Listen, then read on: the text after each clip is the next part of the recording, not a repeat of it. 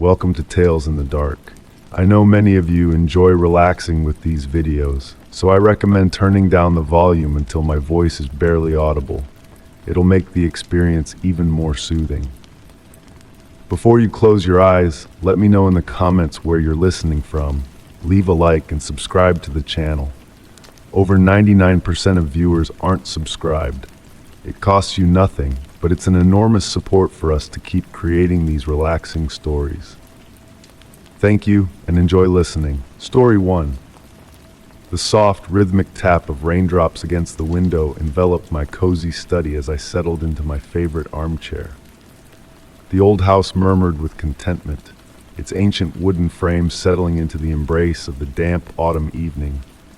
A cup of chamomile tea exhaled wisps of steam beside me, its fragrant tendrils mingling with the earthy aroma of weathered books lining the walls. This room, this window, they held a special allure for me. Through the glass, the sprawling forest that encircled my home stood sentinel, its towering trees standing silent and watchful in the dimming light. The rain painted a veil of mist that draped over the forest, transforming it into a mesmerizing tapestry that seemed to sway and dance with a life of its own. On this particular evening, a subtle shift in the scene outside captured my attention. It could have been the way the fading twilight cast its final golden hues through the branches, or perhaps the ethereal mist that curled around the tree trunks in intricate patterns. The forest felt different, vibrant, with a newfound vitality. With each passing moment, subtle changes unfolded before my eyes. The raindrops on the window ceased their predictable descent, instead swirling and merging in mesmerizing patterns that evoked ancient symbols from the depths of memory.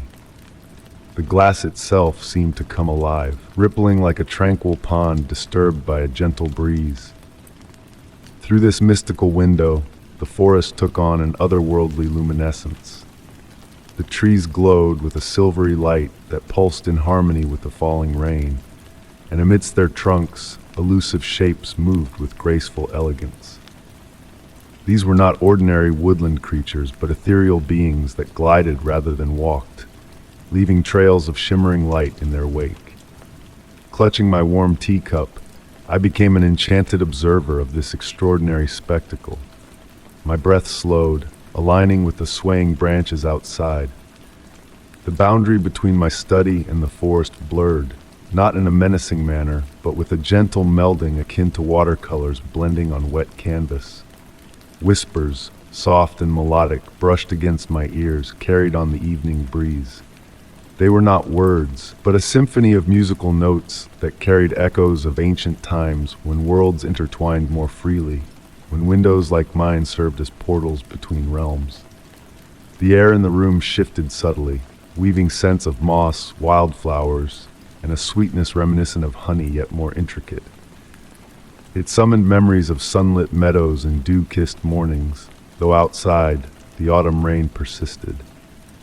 Motionless, I watched as tiny lights congregated on the other side of the glass, resembling fireflies but radiating a steady, purposeful glow.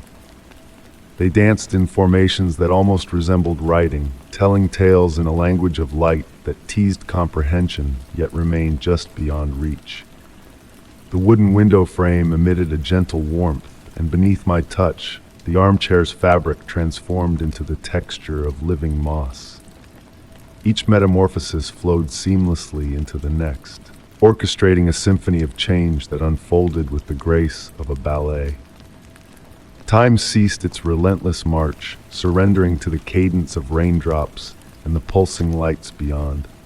The line between wakefulness and dreams blurred, leaving me to ponder whether I had crossed into that luminous realm glimpsed through the glass. I beheld as the forest unfurled its enigmatic secrets, ethereal structures woven from moonlight and dew, delicate spires and arches that materialized and dissolved with the shifting mist. The elusive beings that traversed these structures acknowledged my presence with gentle gestures, leaving trails of soft luminescence in their wake. My once steaming tea grew cold, forgotten in the enchantment of this mystical display. The books surrounding me seemed to resonate with energies beyond, their pages rustling in silent conversation with invisible forces. Perhaps they too harbored windows to other magical realms waiting to be unveiled. As night deepened, the enchantment gradually waned, like a tide receding from the shore. The lights dimmed, the mystical beings retreated into the shadows of their realm, and the rain resumed its natural descent down the glass. The window frame cooled, yet retained a subtle warmth that whispered of promises unspoken. Though the forest reclaimed its ordinary visage in the burgeoning dawn, a fundamental shift had occurred. The divide between the mundane and the magical had been unveiled as porous, ripe with potential for wonder. The window, once a mundane fixture, now shimmered with the prospect of enchantment, poised to transform once more at the whims of fate. I lingered in my chair as the first light of dawn painted the sky, understanding that on certain nights, when rain and twilight wove their spell, that window would offer glimpses of a world beyond. Whether real or a figment of an imagination captivated by dusk's embrace, I chose not to delve too deeply into the mystery. The window stood as a testament to the extraordinary dwelling within the ordinary, a beacon of magic nestled in the liminal spaces, in the twilight between day and night, in the threshold between here and there, in the thin veil of glass that separated realms. And on quiet evenings, I still find myself ensconced in that armchair, savoring my tea and watching, poised for the rain to fall in patterns that speak of hidden realms, eager to witness the mysteries the forest might unveil through my enchanted window. Story 2. The gentle rustle of autumn leaves whispered through the twilight air as I strolled along the winding cobblestone path. My footsteps, like soft echoes, mingled with the earthy fragrance of rain-kissed soil. Above, the setting sun brushed the sky in muted hues of amber and violet, stretching long shadows like tender fingers across the land. Arriving in this enigmatic village at the onset of dusk, drawn by tales of its peculiar essence, I was struck not by what I saw, but by what was absent, the usual bustle and hum of life that fills a community at this hour. Instead, a profound hush hung in the atmosphere, interrupted only by the occasional leaf's rustle and the far-off call of a nocturnal bird. The village itself seemed ensconced in a perpetual twilight, with rows of charming houses lining narrow, meandering streets, resembling slumbering serpents. Each dwelling bore the hallmark feature that lent the village its mystique: sturdy wooden doors, all tightly shut. These were no ordinary doors, each fashioned from ancient oak, adorned with intricate carvings that seemed alive, shifting and morphing when gazed upon from different angles. Venturing further into the village, a palpable sense of vigilance thickened the air.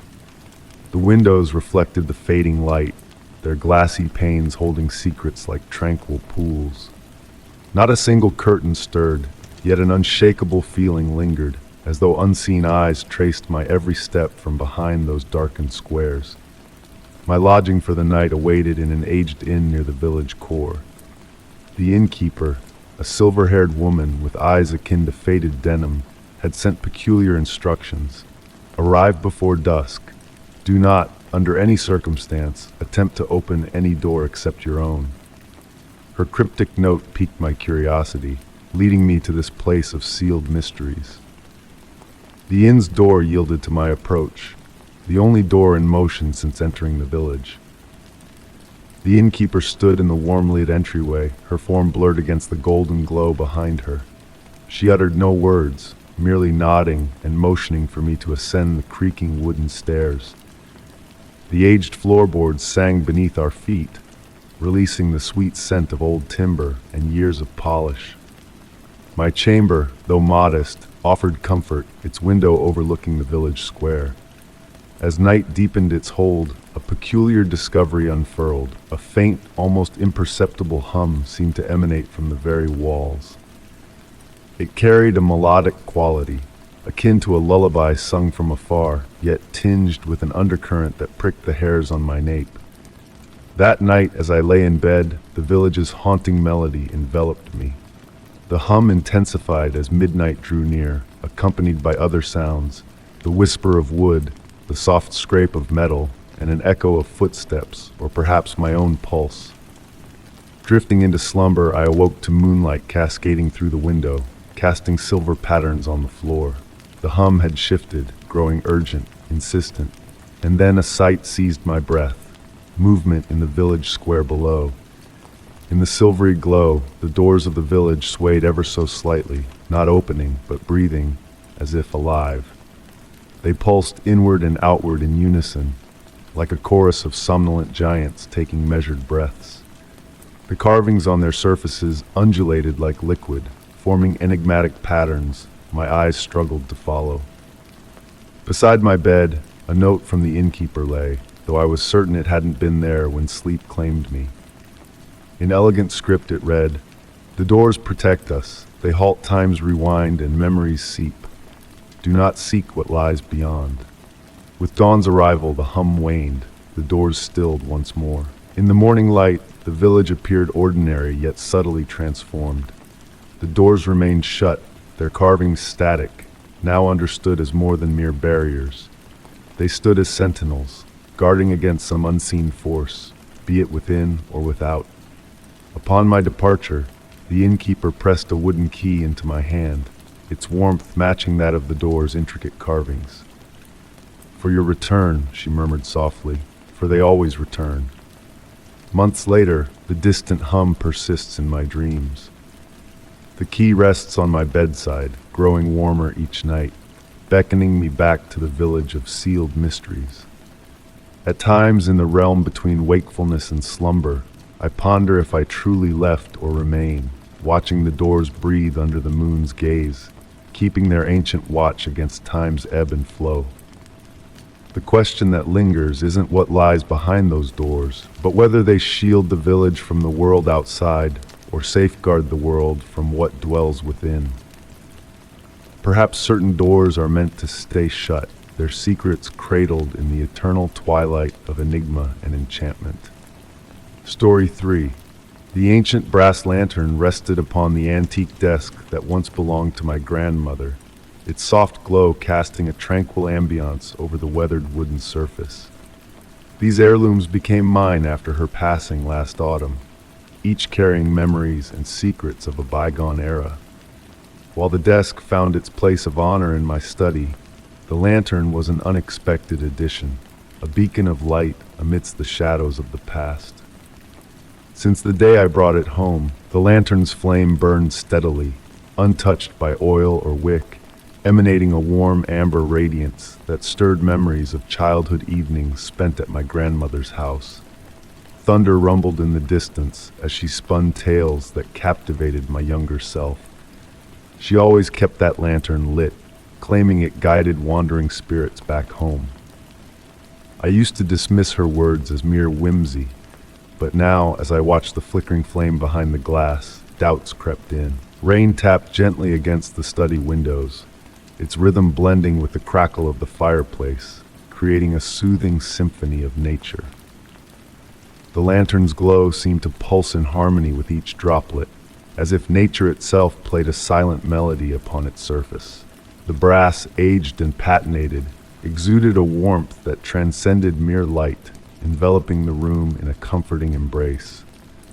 One tranquil evening, as I immersed myself in writing, the lantern's light began to shift. The familiar amber hue subtly deepened into a golden glow, casting elongated shadows that danced across my papers. The room filled with the scent of lilacs, my grandmother's favorite flower, a fragrance inexplicably present in the midst of winter's chill. My pen, without my intervention, traced golden ink across the page, as if guided by an unseen hand. Words lingered on the paper, shimmering in the lantern's light, as if hesitant to depart into the realm of permanence. Books on the shelves gravitated closer to the lantern, as if seeking its gentle embrace. The room maintained a constant warmth, impervious to the winter's icy breath that rattled the window panes. and on nights of solitude, faint whispers brushed against the edges of my consciousness, vanishing whenever I strained to listen. Delving into my grandmother's journals hidden in the desk, I unearthed a trove of secrets illuminated only by the lantern's glow. She chronicled tales of a lighthouse keeper who, even in death, remained steadfast at his post, his spirit bound to the lantern in eternal vigil. Transparent visitors appeared in the light, sharing their stories with her in moments of quiet companionship, seeking solace in the lantern's unwavering flame. As winter deepened its hold, I found myself drawn to the study, where the lantern beckoned with its otherworldly allure. Whispers grew clearer, resembling waves caressing a distant shore, or wind rustling through autumn leaves. Figures, ephemeral and fleeting, occupied the aged leather chairs, dissolving into mist whenever I turned to face them directly. The lantern's light focused on the old photographs of my grandmother, imbuing them with a semblance of life. Smiles softened, eyes blinked, and scenes shifted within their frames, as though memories stirred by the eternal flame. In one photograph, my grandmother, frozen in youth, turned and waved, her gaze knowing and serene. I grasped the lantern's true purpose. Beyond a mere source of light, it served as a portal, a gentle threshold between realms. The flame burned with unwavering constancy, mirroring the keeper's dedication from ages past. It illuminated not just the room, but also the intangible spaces between memory and mystery, between presence and absence. In the quiet of nights, rain whispered against the windows, and shadows pirouetted gracefully. I sat beside the lantern, pen in hand, chronicling its mysteries. Its glow reached out like a comforting hand, a silent embrace from generations past. I felt the presence of my grandmother and the countless souls who had found solace in its light. The lantern, an enigmatic artifact, defied comprehension, yet exuded a profound sense of connection. Like the lighthouse keeper of yore, it stood as a beacon between worlds, a meeting place where memory and mystery intertwined in eternal flame. As I pen these words by its glow, a sense of unity with bygone spirits enveloped me, their stories merging with my own in the lantern's timeless light. And so the lantern rested on my grandmother's desk, its flame burning brightly, a symbol of enduring presence and shared histories. On nights when whispers grew clearer and shadows danced with ethereal grace, I fancied I heard my grandmother's voice among them, her stories blending with the eternal light of the lantern. Story 4. The soft patter of rain on the window panes enveloped the ancient house in a comforting melody as I settled into my newly inherited abode. The wooden floorboards whispered beneath my every step, sharing tales of bygone eras. My grandmother's residence had always exuded an air of mystique, but now under my ownership, I found myself unraveling its enigmatic layers one by one. On a particular autumn evening, with the wind whispering through the dwindling leaves outside, my attention was drawn to the staircase. The warm light from my reading lamp cast dancing shadows on the wallpaper, unveiling an unusual pattern etched into the wooden paneling. Running my fingers along the surface, a subtle difference in texture caught my touch, hinting at a hidden door. The house settled around me as I probed further, my senses tingling with anticipation, carrying the familiar scents of old books and polished furniture. With a gentle push, a soft click echoed through the silent hallway, and the concealed door swung open effortlessly, revealing a narrow passageway descending beneath the stairs. The cool air that greeted me was laced with a fragrant blend of dried flowers and earthiness, leading me to retrieve a flashlight from the kitchen drawer. Its beam pierced the darkness, illuminating the solid wooden steps, mirroring the staircase above. The walls were adorned with a peculiar wallpaper, shifting subtly in the light's embrace. As I descended, the rain's distant murmur faded, replaced by the echo of my breath and the creaking of wood beneath me. At the bottom, I entered a small room frozen in time, untouched by the passage of years. A vintage writing desk stood against a wall, adorned with yellowed papers inscribed with my grandmother's elegant script. An inviting armchair awaited beside it, draped with a knitted blanket. The walls bore unfamiliar framed photographs depicting faces and places both known and foreign. In one frame, my grandmother stood beside a shadowed figure, both sharing a mysterious smile. Another portrayed a garden of vibrant flowers in hues beyond nature's palette. A journal lay open on the desk, recounting enigmatic tales of moonlit visitors, endless conversations, and whispered confidences. The ink on the pages seemed to shimmer, resonating warmth beneath my touch. A delicate music box sat nearby, its intricate carvings seemingly in motion under the corner of my eye. Upon lifting its lid, an ethereal melody filled the room, casting a spell of enchantment. Time ebbed and flowed strangely in the hidden chamber. Minutes stretched into hours as I delved into each artifact, sensing stories and secrets within. Tiny bottles filled with liquid starlight adorned a shelf, while a mirror reflected a room akin to the one I occupied, but subtly different. Nestled in the armchair, enveloped in the blanket's embrace, revelations began to dawn. This room was more than a hidden space. It was a threshold, bridging the mundane and the mystical. The music box's haunting tune continued, beckoning me into a realm betwixt wakefulness and dreams. In this liminal state, my grandmother's voice seemed to echo, recounting untold tales of midnight mysteries and otherworldly bonds. Her words flowed like a gentle stream, guiding me deeper into comprehension. The rain above transformed into a soothing lullaby, while the air shimmered with ethereal light, stirring a sense of wonder within. As weariness overtook me, a letter addressed to me caught my eye, its silver script gleaming like dewdrops. Though I refrained from reading its contents, an instinct whispered that its revelations awaited a destined moment. Placing it back on the desk, I rose from the chair, casting a final glance around the room. The photograph seemed to shift subtly, the music box's melody fading into silence.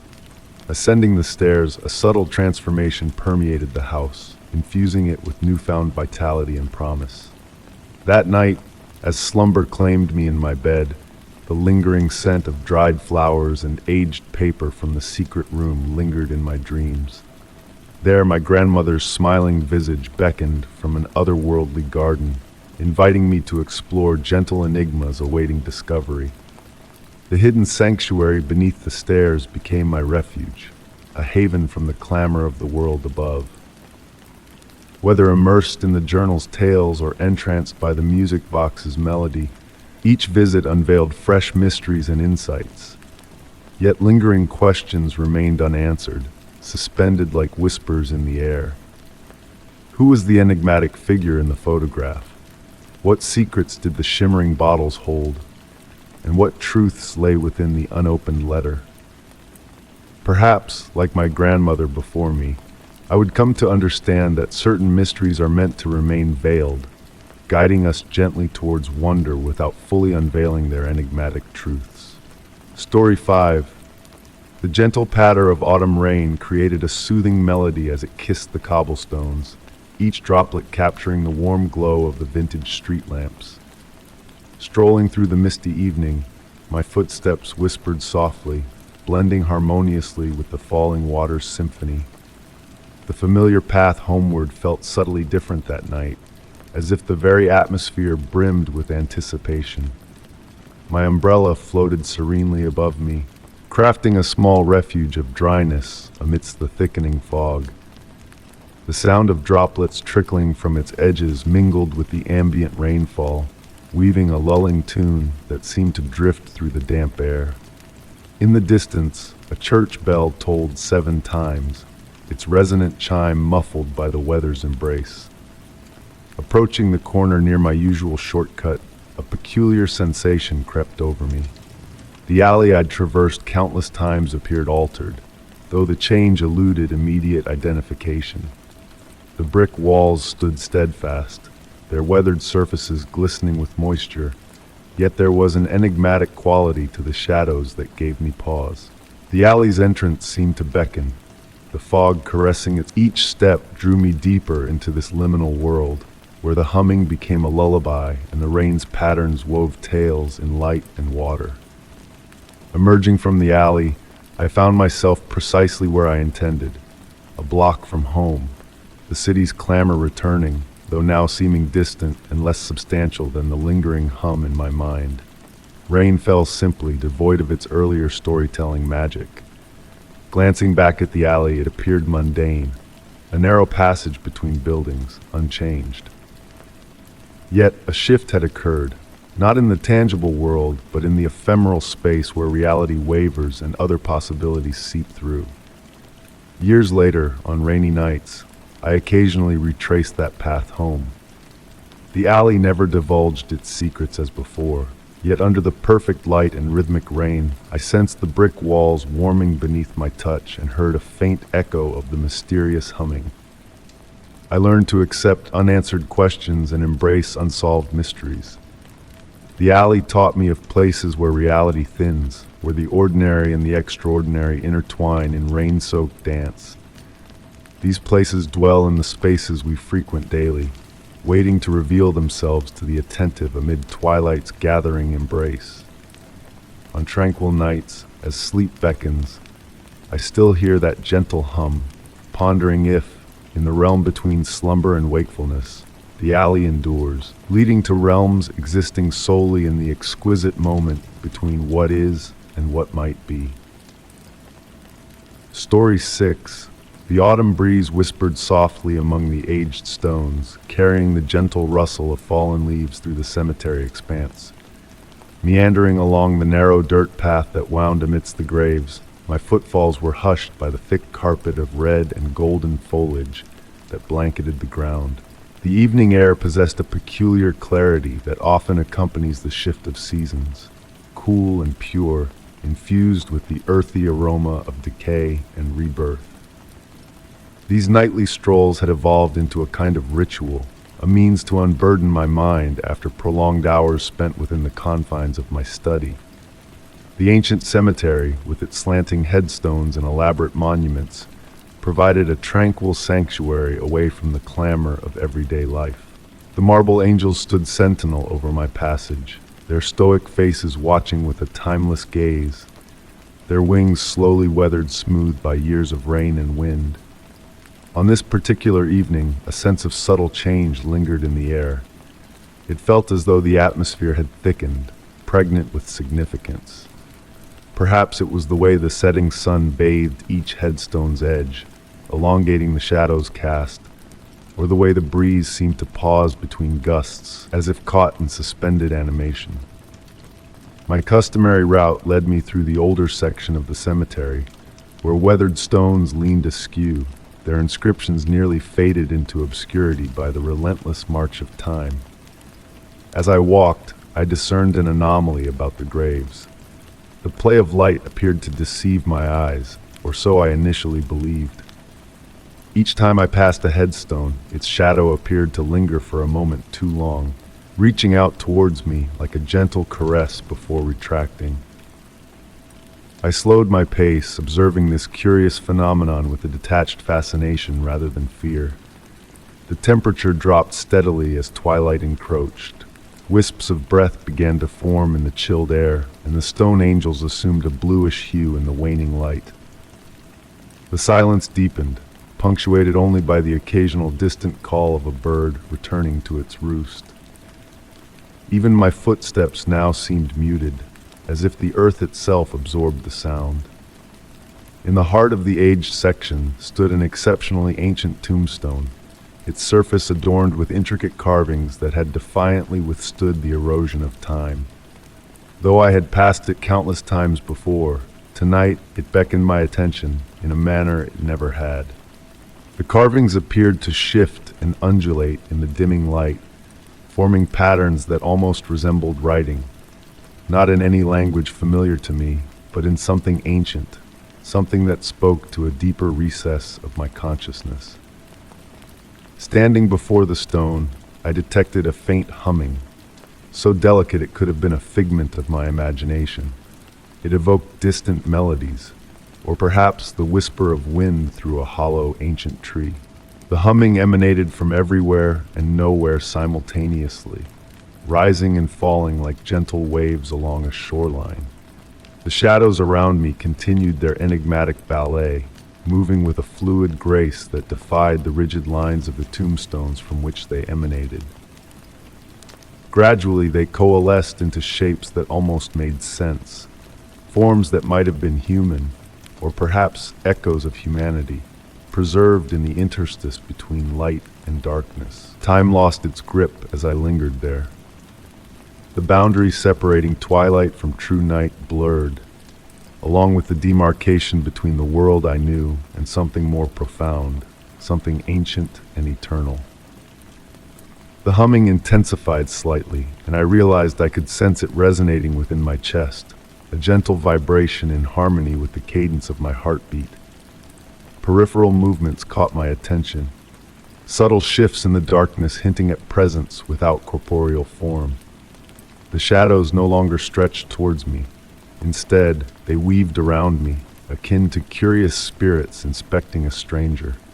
Their motion bore no malice, only a deep sense of age and wisdom that rendered me both infinitesimally small and inexplicably linked to a vast, timeless existence. The carvings on the ancient stone continued their fluid dance, and I comprehended that they were not random designs but a form of language, not intended for visual interpretation, but to be felt with the essence of one's being. Each shifting line narrated tales of those who had traversed this realm before, their life stories interwoven with the eternal cycle silently observed by the cemetery. As night enveloped the land, the humming gradually receded, and the shadows resumed their rightful positions. The carvings upon the stone stilled once more, yet I now understood that their stillness was merely a brief pause in a dance spanning centuries, destined to persist long after my departure. I remained rooted until the first blush of dawn tinged the eastern horizon. Dew had settled on my attire, and my feet had grown numb from prolonged stillness. Upon finally turning to depart, a profound weight settled within my bones, not a burden, but a bestowal of comprehension that eluded simple articulation. Henceforth, my evening excursions bore a new essence. The cemetery ceased to be merely a tranquil space for contemplation, but transformed into a living archive of shadows and murmurs, with each stone representing a chapter in an unending saga. At times when the light wanes and the wind hushes, I can still discern that soft humming, beckoning me back to the nebulous realm where the boundaries between past and present, light and shadow, life and death, meld in a wondrously enigmatic manner. The shadows continue to reach out to me as I traverse the path between the ancient tombstones, yet I no longer question their presence. Rather, I welcome them as familiar companions, silent witnesses on my journey through the twilight domain, where memory and mystery engage in their eternal dance. And occasionally, just occasionally, I find myself humming in harmony with that ancient nameless melody that appears to rise from the very core of the earth beneath my feet. Story 7. The ancient radio perched on my oak desk emitted a soft crackling in the hushed ambience of my study, blending harmoniously with the gentle patter of raindrops on the window panes. The golden light cast by my desk lamp painted warm shadows around the room, creating a cozy sanctuary of light amidst the encroaching darkness of the night. These tranquil moments have always been a balm to my soul, a time when the world slows its pace and shares its hidden whispers. As I sat engrossed in my research on historical edifices, the radio's static began to shift, morphing into something that compelled me to halt my writing. Beneath the veil of white noise, faint voices emerged, their words indiscernible yet undeniably present. They evoked memories of bygone eras, akin to the crackling recordings one might stumble upon in forgotten archives, steeped in the essence of antiquated magnetic tapes and lost recollections. Gradually, the voices grew more distinct, although their message remained elusive, akin to overhearing a conversation through thick walls. Their melodic tones carried a soothing quality, akin to a lullaby sung in a language just beyond my grasp. As I adjusted the radio's dial in an attempt to tune into this enigmatic transmission, a curious realization dawned upon me regarding my research materials. The photograph depicting an aged stone tower from the late 1800s, which I had been scrutinizing earlier, seemed to pulsate gently in sync with the voices, though I reasoned that it must be a trick of the light, or my fatigued eyes playing tricks on me. The tower in the image stood tall and dignified, its weathered stones capturing the fading light of a long-gone sunset. My notes indicated that this tower had once functioned as a telegraph station, a pioneer in the region. Operators stationed there would exchange messages tirelessly, their nimble fingers tapping out conversations that traversed great distances. According to aged records, there were whispers among the operators of hearing voices amidst the static, murmured words that appeared to emanate from the ether. As I delved into these accounts, the radio's mysterious broadcast continued its metamorphosis. The voices intertwined, crafting a tapestry of sound that enveloped the room in their ethereal presence. They narrated tales of distant lands and eras long past, of missives dispatched but never received, of dialogues echoing through time like ripples on a tranquil pond. The rain outside intensified, its rhythm harmonizing with the cadence of the voices, while the aged floorboards of my abode murmured softly, adding their voice to the symphony enveloping me.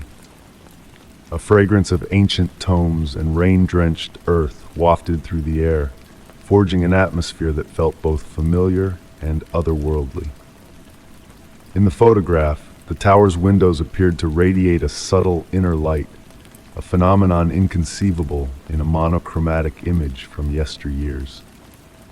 The more I scrutinized the picture, the more I felt drawn into its narrative, as if the very stones yearned to impart their tales through the mysterious broadcast permeating my study. I found myself notating not solely the historical facts of the tower, but also the emotions and sensations that enveloped me in that moment.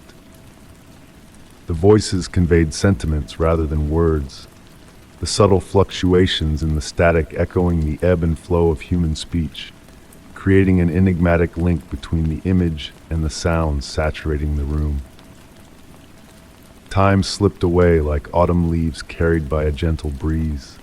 The voices sustained their ethereal chorus, their message eluding my comprehension, yet imprinting profound meanings within my psyche. They spoke of solitude and connection, of missives transcending vast spans of space and time, of humanity's innate desire to connect with fellow souls through any means available. As the midnight hour approached, heralded by the mellow chimes of my grandfather clock in the hallway, the voices began to dissipate.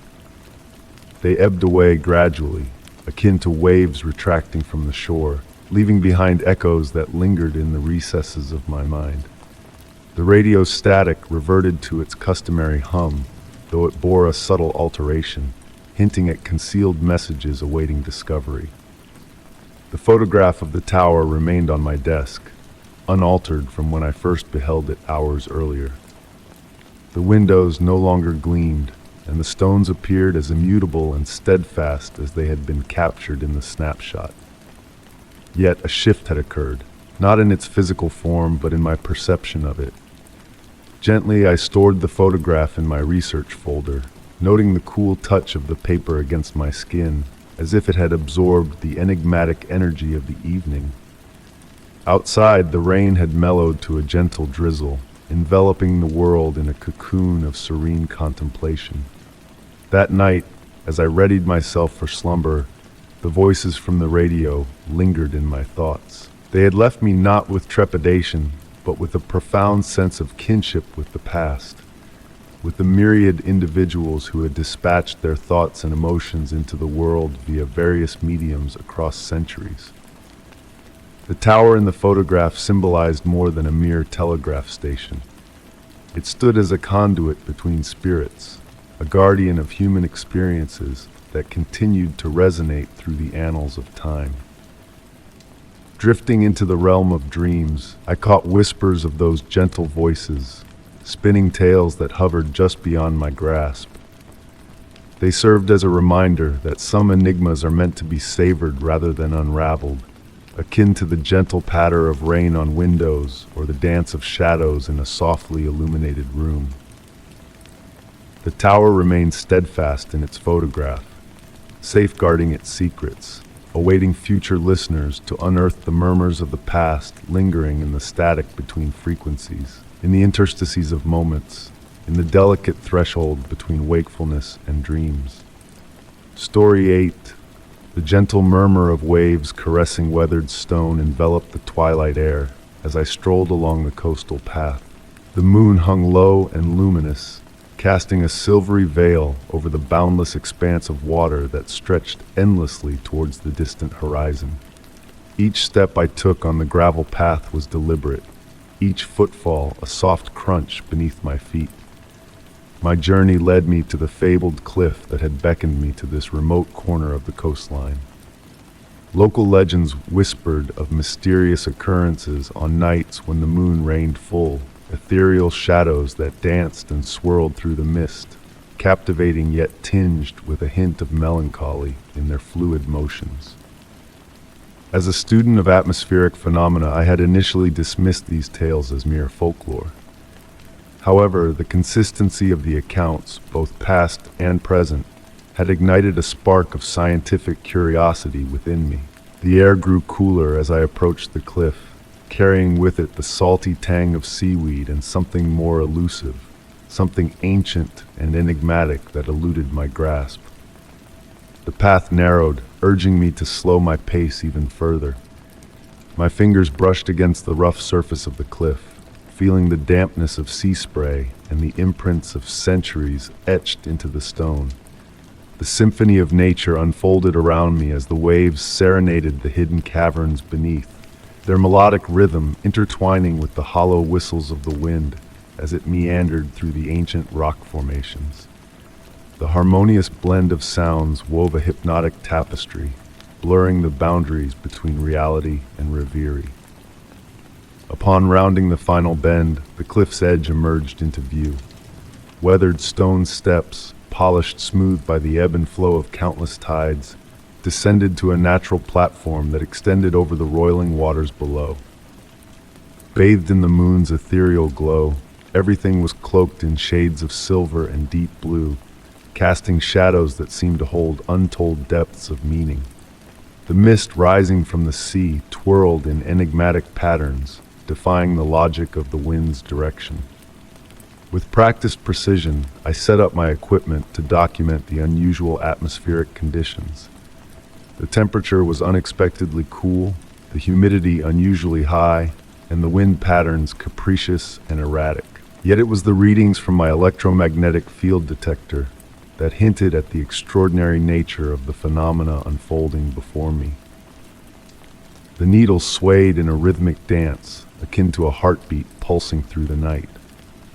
As the darkness deepened, the mist began to coalesce into discernible shapes, graceful forms that swayed and pirouetted on the cusp of perception. Initially, I attributed it to a trick of light and shadow, coupled with the mesmerizing cadence of the waves below. But the shapes grew more defined, their movements purposeful and deliberate. They danced. There was no denying it. The shadows waltzed through the mist, weaving intricate patterns in a ballet that spoke of ages past, of joys and sorrows, of love and loss ingrained in the very fabric of the cliff. While my instruments recorded nonsensical data, the shadows' movements synchronized with the pulse of the electromagnetic field detector.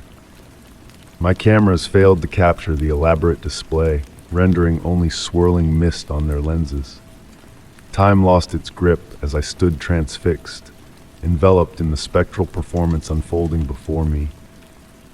The moon traced its celestial path, and still the shadows danced. A profound serenity washed over me, despite the surreal nature of the spectacle. The rhythmic sway of the shadows, the whispers of the waves, and the cool embrace of the mist created an aura of tranquil enchantment. Slowly, a melodic hum, alien yet familiar, rose from the depths below, intertwining with the shadows' dance in perfect harmony. As dawn approached, the shadows' movement slowed, their choreography growing more deliberate. The mist dissipated, the mysterious music fading into the gentle lull of waves and seabirds. Upon reviewing my equipment, I found most instruments had malfunctioned, capturing inconclusive or inexplicable readings. Yet etched into the rock where the shadows had frolicked were subtle patterns, spirals and flowing lines hinting at ancient tales woven into the cliff's very soul. I returned to the cliff not solely on nights of the full moon, drawn by the allure of the enigma that resides there. Sometimes I bring my equipment, seeking to capture tangible evidence of the inexplicable. More often, I come to witness, to bask in the tranquility of the place as the shadows resume their timeless ballet. I've learned that certain phenomena defy scientific rationale, residing in the realm between the quantifiable and the experiential. The shadows persist in their nocturnal performance, narrating stories through the mist. At times, I feel on the cusp of deciphering their tales, only for comprehension to slip through my grasp like morning dew. Perhaps some mysteries are destined to be felt rather than understood, experienced rather than explained. And so, the cliff retains its secrets, unveiling them solely to those willing to sit in silence, beholding the shadows' eternal dance beneath the watchful gaze of the moon and the hushed cadence of the waves. Story 9.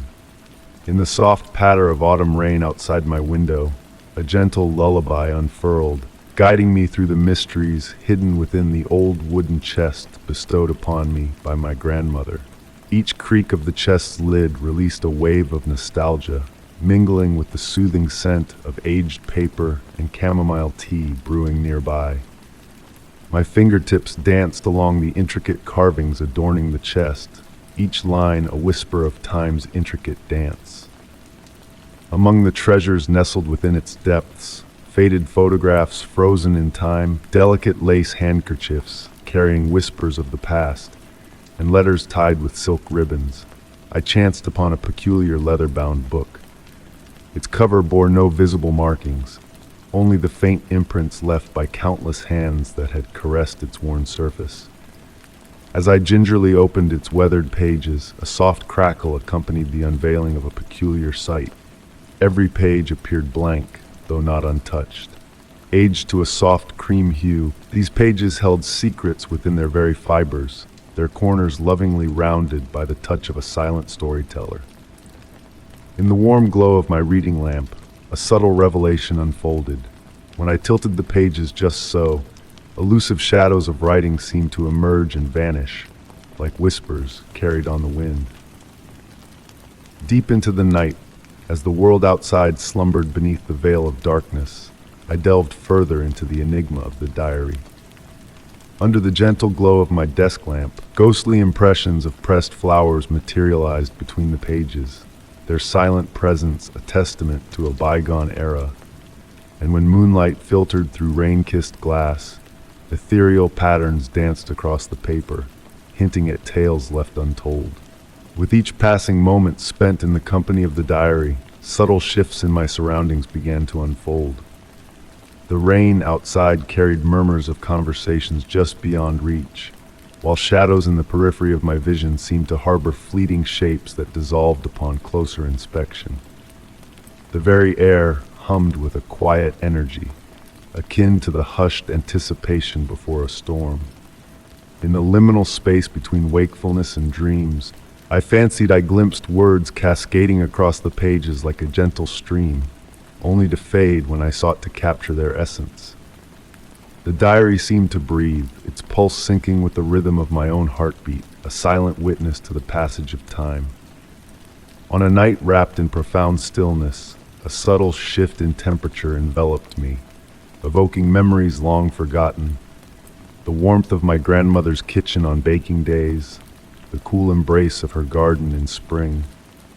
Fragments of familiar scents wafted through the air, vanilla, lavender, the comforting musk of old books, weaving a tapestry of nostalgia that transcended time.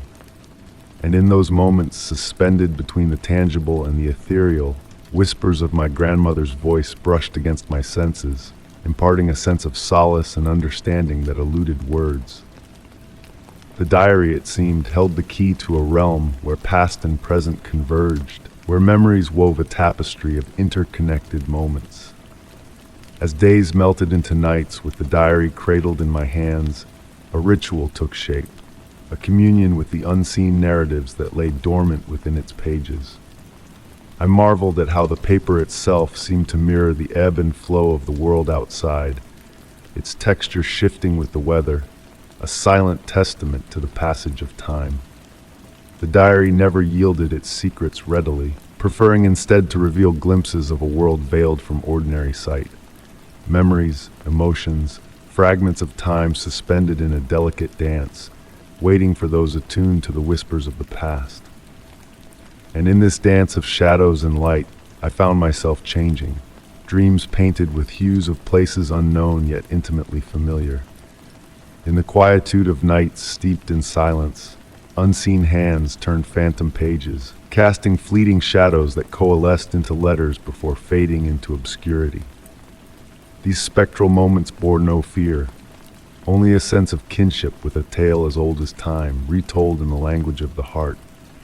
And so the diary now rests by my bedside, a sentinel of stories untold, a timeless companion in the symphony of night. In the hush of twilight, a touch upon its weathered cover elicits a subtle warmth, a silent acknowledgement of shared secrets. For in this sacred space between wakefulness and slumber, between memory and dream, the rain outside whispers of tales spun in the silence of the soul, of narratives felt in the spaces between heartbeats. The diary remains, its blank pages a canvas for stories that transcend the constraints of mere words, inviting those attuned to its mysteries to embark on a journey beyond the realms of the known. And as the rain continues its gentle descent outside my window, a symphony of whispers accompanies its fall, narrating a tale that transcends the boundaries of time and space. Story 10. In the quiet of my study, raindrops tap softly against the window, a gentle lullaby for the night. The flames flicker in the fireplace, casting dancing shadows across the room. The house, with its ancient bones, settles and sighs around me, embracing the evening's calm. A cup of chamomile tea steams beside me, its fragrant whispers mingling with the scent of well-loved books that line the walls. These solitary hours hold a special comfort, a respite from the world's hustle, where time slows to a gentle murmur. The grandfather clock in the corner ticks softly, its pendulum swinging in a hypnotic sway. The warm light of my reading lamp weaves shadows that pulse with the house's breath, creating a tranquil haven in the darkness. Amid this peaceful symphony, a whisper of something unfamiliar stirs. At first faint, like a distant echo, the sound of footsteps tiptoes through the house. Alone in this space for years, the notion of another's presence raises a curious eyebrow. Could it be the house settling or a wind-blown branch against the roof? But the rhythm of those steps speaks a different language, one of intention and awareness. Setting my book aside, I rise and follow the elusive sound to the foot of the stairs. The hushed footsteps continue their journey, pausing as if to ponder in each room above. The air grows thick, a library silence that listens, and a chill brushes my skin despite the crackling fire behind me. Curiosity piques my senses, overshadowing any hint of fear. Ascending the stairs, the house holds its breath, each step a silent promise of discovery. Moonlight filters through the hallway, illuminating closed doors and silent whispers in the air. The footsteps lead me further, their delicate dance echoing through the shadows. The portraits on the walls seem to shift, faces moving subtly in the dim light, a silent ballet of forgotten faces. The air grows colder, my breath visible in the anticipation that hangs like mist.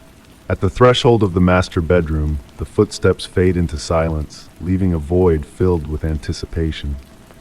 The room, untouched yet changed, exudes an energy that hums in the stillness. Moonbeams paint patterns on the floor, an ethereal dance of light and shadow. An old music box rests on the dresser, its melody a whisper in the air. A crimson rose petal, unfamiliar yet poignant, lies beside it, a silent tribute to forgotten memories. Tracing the footsteps' path, I find no physical trace, only a lingering warmth that guides me to the window seat. A faint scent of lavender and vanilla hangs in the air, a phantom of the past. The cushion bears a gentle imprint, as if a ghost had just risen, leaving behind a whisper of presence. The rain continues its gentle descent outside, a backdrop to the silent ballet unfolding within these walls. Returning to my study, I carry with me a sense of peace, a harmony between past and present. The music box remains open, a tribute to the unseen dancers that grace this house with their quiet steps. In the night's embrace, rain and clockwork serenade me, a symphony of memories and whispers. Solitude here is not loneliness, but a tapestry woven with threads of time and history, where the boundaries blur and the past speaks softly in the shadows. So I sit in my chair, enveloped in the nocturnal embrace of rain and fire, listening to the unseen footsteps above, a reminder that in this house, echoes of the past dance with the present in a timeless waltz. Story 11. The autumn wind carried the scent of damp soil and decaying leaves as I strolled along the narrow path leading to my grandmother's old cottage. The wooden structure stood solemn against the backdrop of ancient trees, their branches swaying gently in the evening breeze. The soft crunch of fallen leaves beneath my feet created a natural rhythm that synchronized with my steady breaths. It had been 3 months since I inherited the cottage, yet this visit marked my first return since childhood. The familiar scent of pine needles and moss stirred memories of summer afternoons spent exploring the woods with my grandmother. She would regale me with tales of the land's ancient secrets, mentioning the peculiar way the ground seemed to breathe in certain spots, especially in the hushed hours between midnight and dawn. As a child, I dismissed these stories as whimsical fancies, tales spun to ignite wonder in young minds. Approaching the cottage's weathered door, a subtle vibration beneath my feet gave me pause, barely perceptible, like the gentle rise and fall of a slumbering cat's chest. The key turned smoothly in the lock, and the door creaked open softly. Inside, everything remained as I remembered. The old furniture draped in white sheets, the grandfather clock standing sentinel in the corner, its pendulum motionless. Dust motes danced in the pale light, filtering through lace curtains, creating shifting patterns that mesmerized. I spent the afternoon cleaning, unveiling furniture, and letting in the fresh air through opened windows. The physical exertion quieted my mind, yet an underlying sensation persisted. The occasional tremor beneath my feet, as though something deep below stirred in its sleep. As evening descended, I settled into my grandmother's favorite armchair with a cup of chamomile tea. The warmth of the ceramic mug in my hands, the gentle creaking of the settling house, akin to slow, deep breaths. In the growing darkness, shadows stretched across the wooden floor like elongated fingers. Nightfall found me in my grandmother's old bed, watching moonlight cast silver patterns on the ceiling. Silence enveloped me, broken only by the owl's hoot or the rustle of leaves outside. Just as sleep began to embrace me, I felt it once more, the subtle movement beneath the house. This time unmistakable, a slow, steady rhythm akin to a giant's breath. Rising from bed, my bare feet connecting with the pulsating wooden floors, I followed the sound downstairs, drawn by an unexplainable urge. The cellar door slightly ajar, cool air wafting up from below, carrying the earthy scent and something ancient. Each step on the stone staircase vibrated in tune with a deep rhythmic pulse. The cellar's earthen floor seemed alive, shifting in the lantern's dim light. In the far corner, obscured by crates and tools, I discovered something my grandmother had never mentioned, a small door set into the ground itself. Its wooden surface worn smooth, intricate symbols, carved along its edges. Kneeling beside it, the humming intensified, warm air seeping through the cracks, the breath of the earth, as my grandmother had called it. She spoke of ancient chambers below, where old powers slumbered, shaping the world above. I refrained from opening the door that night, returning to bed as the gentle rhythm lulled me into deep slumber filled with dreams of vast underground realms and ancient, slumbering beings. Morning arrived, the vibrations ceased, yet their memory lingered like a half-forgotten melody. The following days revealed patterns, the breathing strongest during the full moon and aurora-lit nights. Soft whispers echoed through the floorboards in languages too ancient to grasp.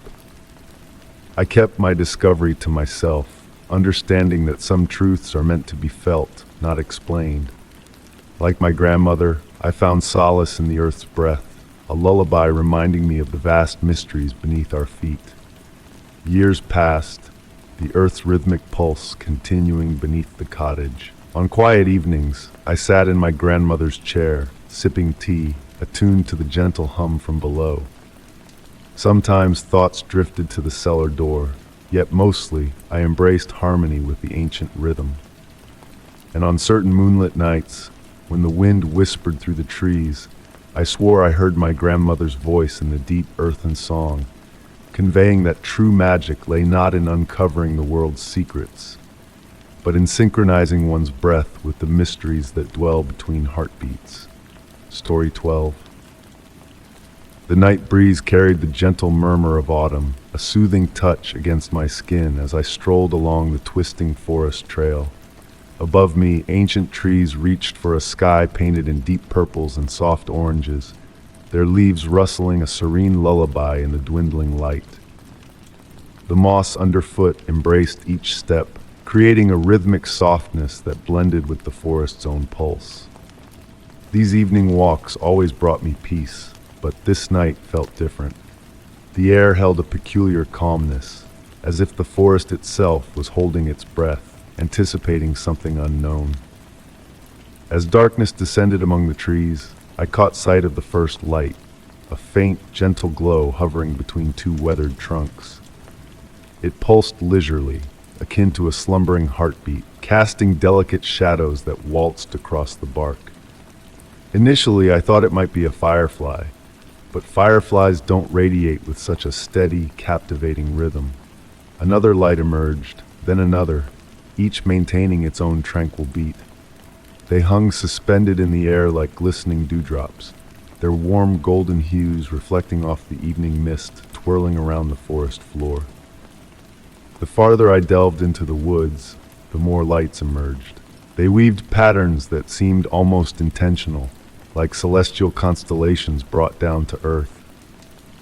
The usual forest sounds, the scurry of small creatures, the distant calls of settling birds, faded into a profound silence that felt more like a presence than an absence. I found myself moving with deliberate slowness, each step measured and deliberate. The lights appeared to respond to my presence, subtly adjusting their positions as I passed by. They kept a respectful distance, sparking a curiosity within me, wondering if they were as intrigued by me as I was by them. The mist thickened in the air, yet instead of obscuring my view, it seemed to enhance the light's glow, creating halos that intertwined and parted like a graceful waltz. I detected a faint scent carried by the mist, something ancient and sweet, reminiscent of old books and honey mingled with the earthy dampness of the forest floor. Time began to blur. The forest transformed into a sanctuary of gentle light and shadow, each moment flowing into the next like a tranquil stream. I lost track of whether I had been walking for minutes or hours. The lights continued their patient dance, beckoning me deeper into their enigmatic realm. Then a sight caught my eye, prompting me to halt. Amidst the golden lights, a lone blue one had appeared. It pulsed with a distinct rhythm, slower and purposeful, as if conveying a message. It began to move, tracing a pattern in the air resembling writing, though in a script beyond my comprehension. The blue light's movements drew the attention of the others. They arranged themselves in similar patterns, crafting flowing lines and curves that turned the forest into a living tapestry of light. The spectacle was mesmerizing, yet never harsh or bright enough to disrupt the serene ambience. A gentle breeze stirred the leaves overhead, carrying a sound, not quite music, not quite whispers, but something in between. It seemed to emanate from the lights themselves, a soft harmony that resonated with a deep part of my being.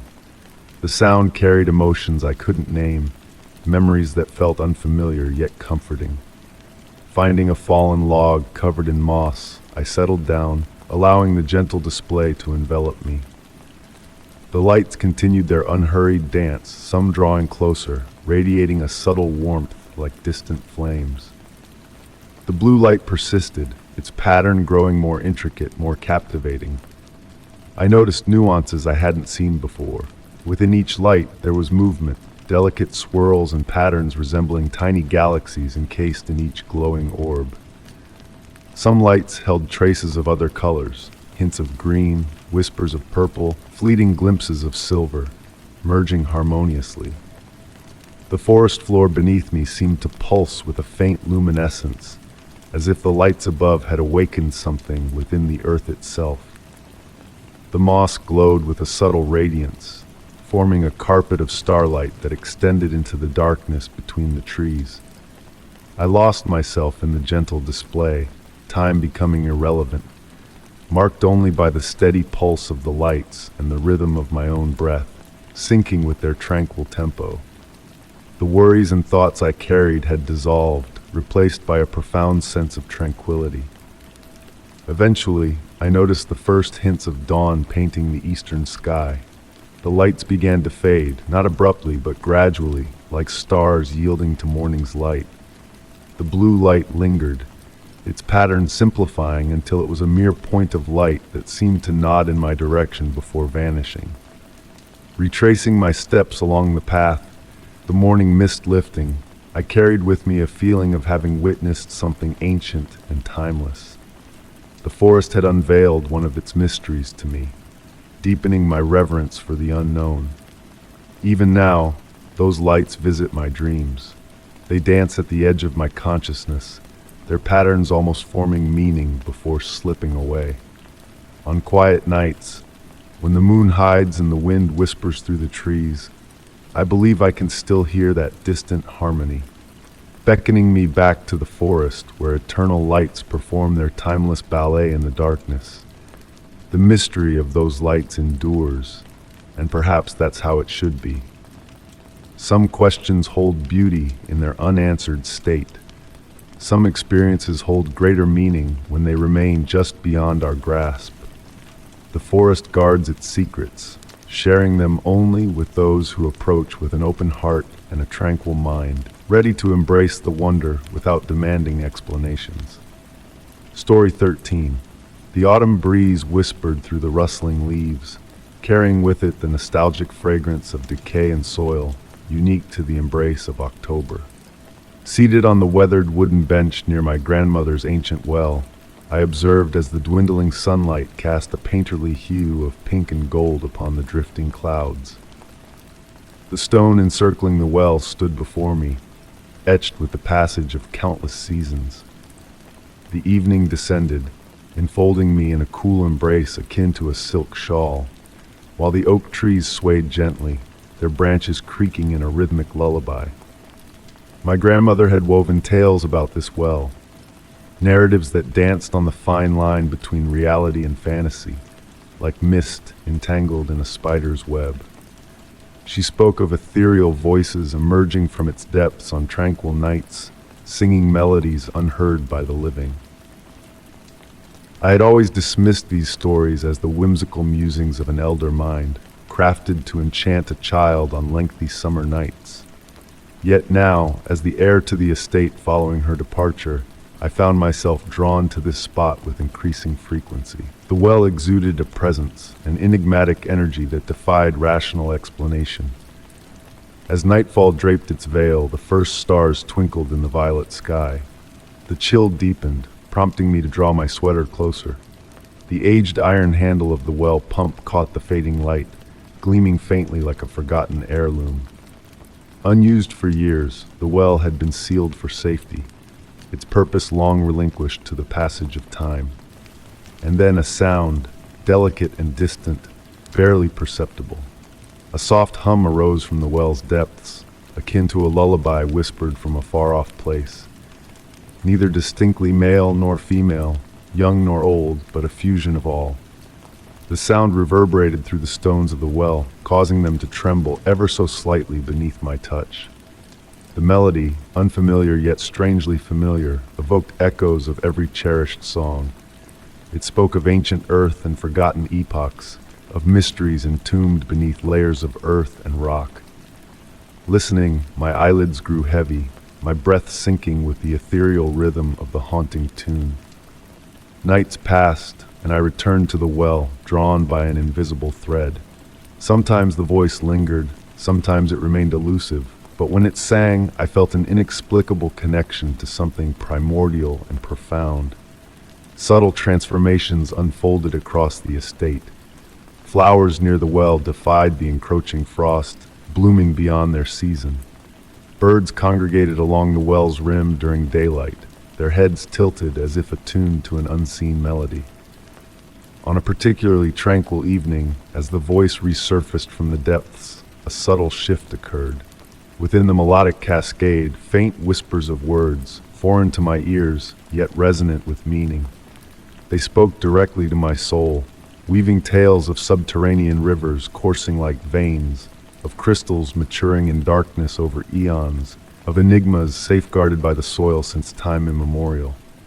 The voice evolved into a confidant, a companion amidst the encroaching shadows of autumn evenings. I found myself confiding in the well, whispering into its depths during the silent interludes. At times, in response, the hum would recommence, acknowledging my presence. My dreams became a tapestry of subterranean chambers, vast expanses illuminated by an inner radiance emanating from the very stones. In these nocturnal wanderings, I pursued the voice deeper and deeper, forever trailing its elusive echo around each bend, through each passage, yet never reaching its wellspring.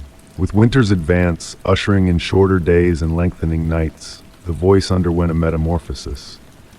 Melodies grew more intricate, harmonies layered with an otherworldly grace. Seated by the well as evening descended, I could feel vibrations coursing through the earth beneath my feet, as if the very ground joined the celestial chorus. Delving into the estate's history, I unearthed fragments, shards of narratives mirroring my experiences, chronicles of individuals throughout time who had heard the song of deep places, of wells and caverns pulsating with a life of their own. Local lore proffered diverse explanations, whispers of subterranean waterways creating uncanny acoustics, murmurs of atmospheric shifts inducing stones to sing. Yet none encapsulated the essence of what I encountered. The voice from the well transcended mere explanation, inhabiting the space between scientific rationale and enigmatic wonder. One wintry night, as the initial snowflakes descended, the voice wove a melody so exquisite tears welled in my eyes. Enthralled by the harmonies, my breath visible in the frigid air, I realized comprehension was no longer a requisite. Like the cyclical dance of seasons or the celestial ballet of stars, some phenomena eluded the constraints of understanding. Snowflakes cascaded soundlessly, each capturing the moon's luminescence as it descended to rest upon the well's stone brim. The voice persisted, entwining its song with the gentle susurration of falling snow. I closed my eyes, allowing the melody to enfold me like a warm embrace, a tranquility settling within me like a long-lost friend. To this day, the well's song endures, though not all who visit can perceive its ethereal strains. When inquired about the aged well in my backyard, I simply smile, extending an invitation to join me in the twilight hours. Some discern naught but the rustle of wind and the customary nocturnal symphony. Yet others, a certain gleam in their eyes betrays their communion with the unseen. The voice emanating from the depths, serenading tales of earth and stone, of epochs and memories, of enigmas that transcend comprehension. Perhaps therein lies the well's true enchantment, not merely its song, but its reminder that mysteries persist in this world, enigmas that defy explanation. In an era saturated with knowledge and certainty, the voice from the well serves as a gentle nudge, a reminder that some melodies are to be felt rather than analyzed, lived rather than deciphered.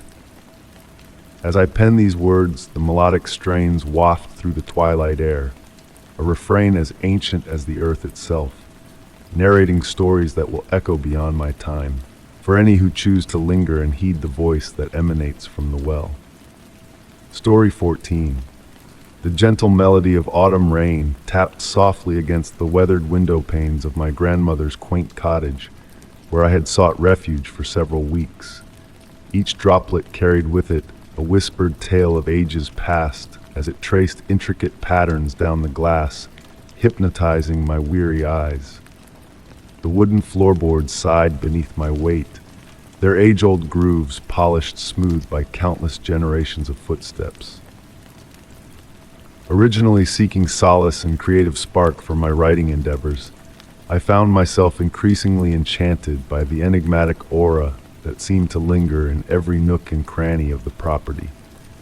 Nestled on the fringe of an ancient forest, mist clung tenderly to the earth like a gentle gray embrace.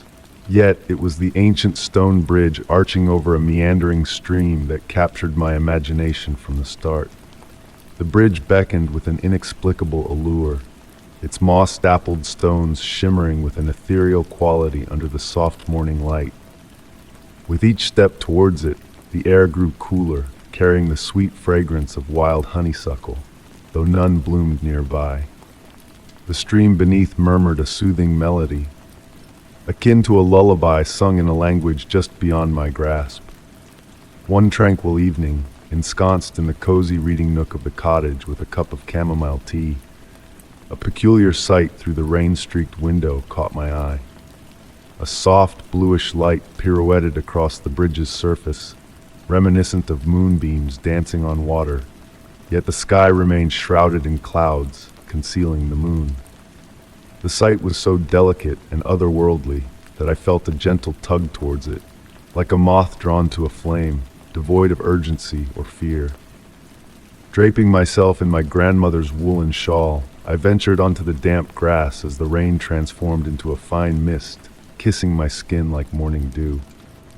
Approaching the bridge, the bluish light pulsed rhythmically, casting patterns akin to rippling water. The stone path felt unusually warm beneath my feet, contrasting the cool evening air. What unfolded next would linger in my thoughts for countless nights to come. The stream's gentle burble metamorphosed into what seemed like words, not in any known tongue, but in tones that stirred a sense of familiarity, akin to a half-remembered childhood lullaby. The blue light wove itself into elusive shapes that teased the edges of my vision, vanishing when I tried to focus on them directly. Standing at the bridge's center, a profound tranquility enveloped me. The air thickened with the heady scents of honeysuckle and something older, more mysterious, reminiscent of ancient tomes and morning frost. Time ebbed differently in that ethereal space, each moment stretching languidly like honey from a spoon. I noticed the far side of the bridge appeared altered from my memory, with ancient trees sporting gnarled, vibrant branches and unfamiliar blooms swaying in an unseen breeze. The path that typically led back to the main road meandered into a misty horizon, eluding my gaze. Though every fiber urged me to step off the bridge and explore that surreal path, a whisper, perhaps my grandmother's voice from days long gone, cautioned me with tales of thinning veils between worlds and time's elusive dance. Thus, I lingered, straddling two realms, attuned to the stream's murmured secrets. The blue light continued its hypnotic waltz, swaying me gently in its embrace. Moments or hours passed indiscernibly, time itself a nebulous concept in that liminal realm. When I eventually turned towards the cottage, the familiar path appeared both mundane and extraordinary. The rain had ceased unnoticed, replaced by a nocturnal symphony of crickets' chirps and an owl's distant call. Nestled in bed that night, as the house settled around me, the warmth of the bridge's stones lingered, honeysuckle perfume clinging to my hair. Behind closed lids, the ethereal blue lights danced, beckoning me towards dreams of untrodden paths and enigmatic wonders. In the days ensuing, the bridge stood unchanged, a simple stone structure spanning the tranquil stream. Yet, within the twilight's embrace, as mist crept from the woods and silence draped the world, the familiar blue light would stir, commencing its spectral dance. Though I refrained from crossing the bridge during those bewitching hours, I often pondered the mysteries veiled beyond our ordinary reality.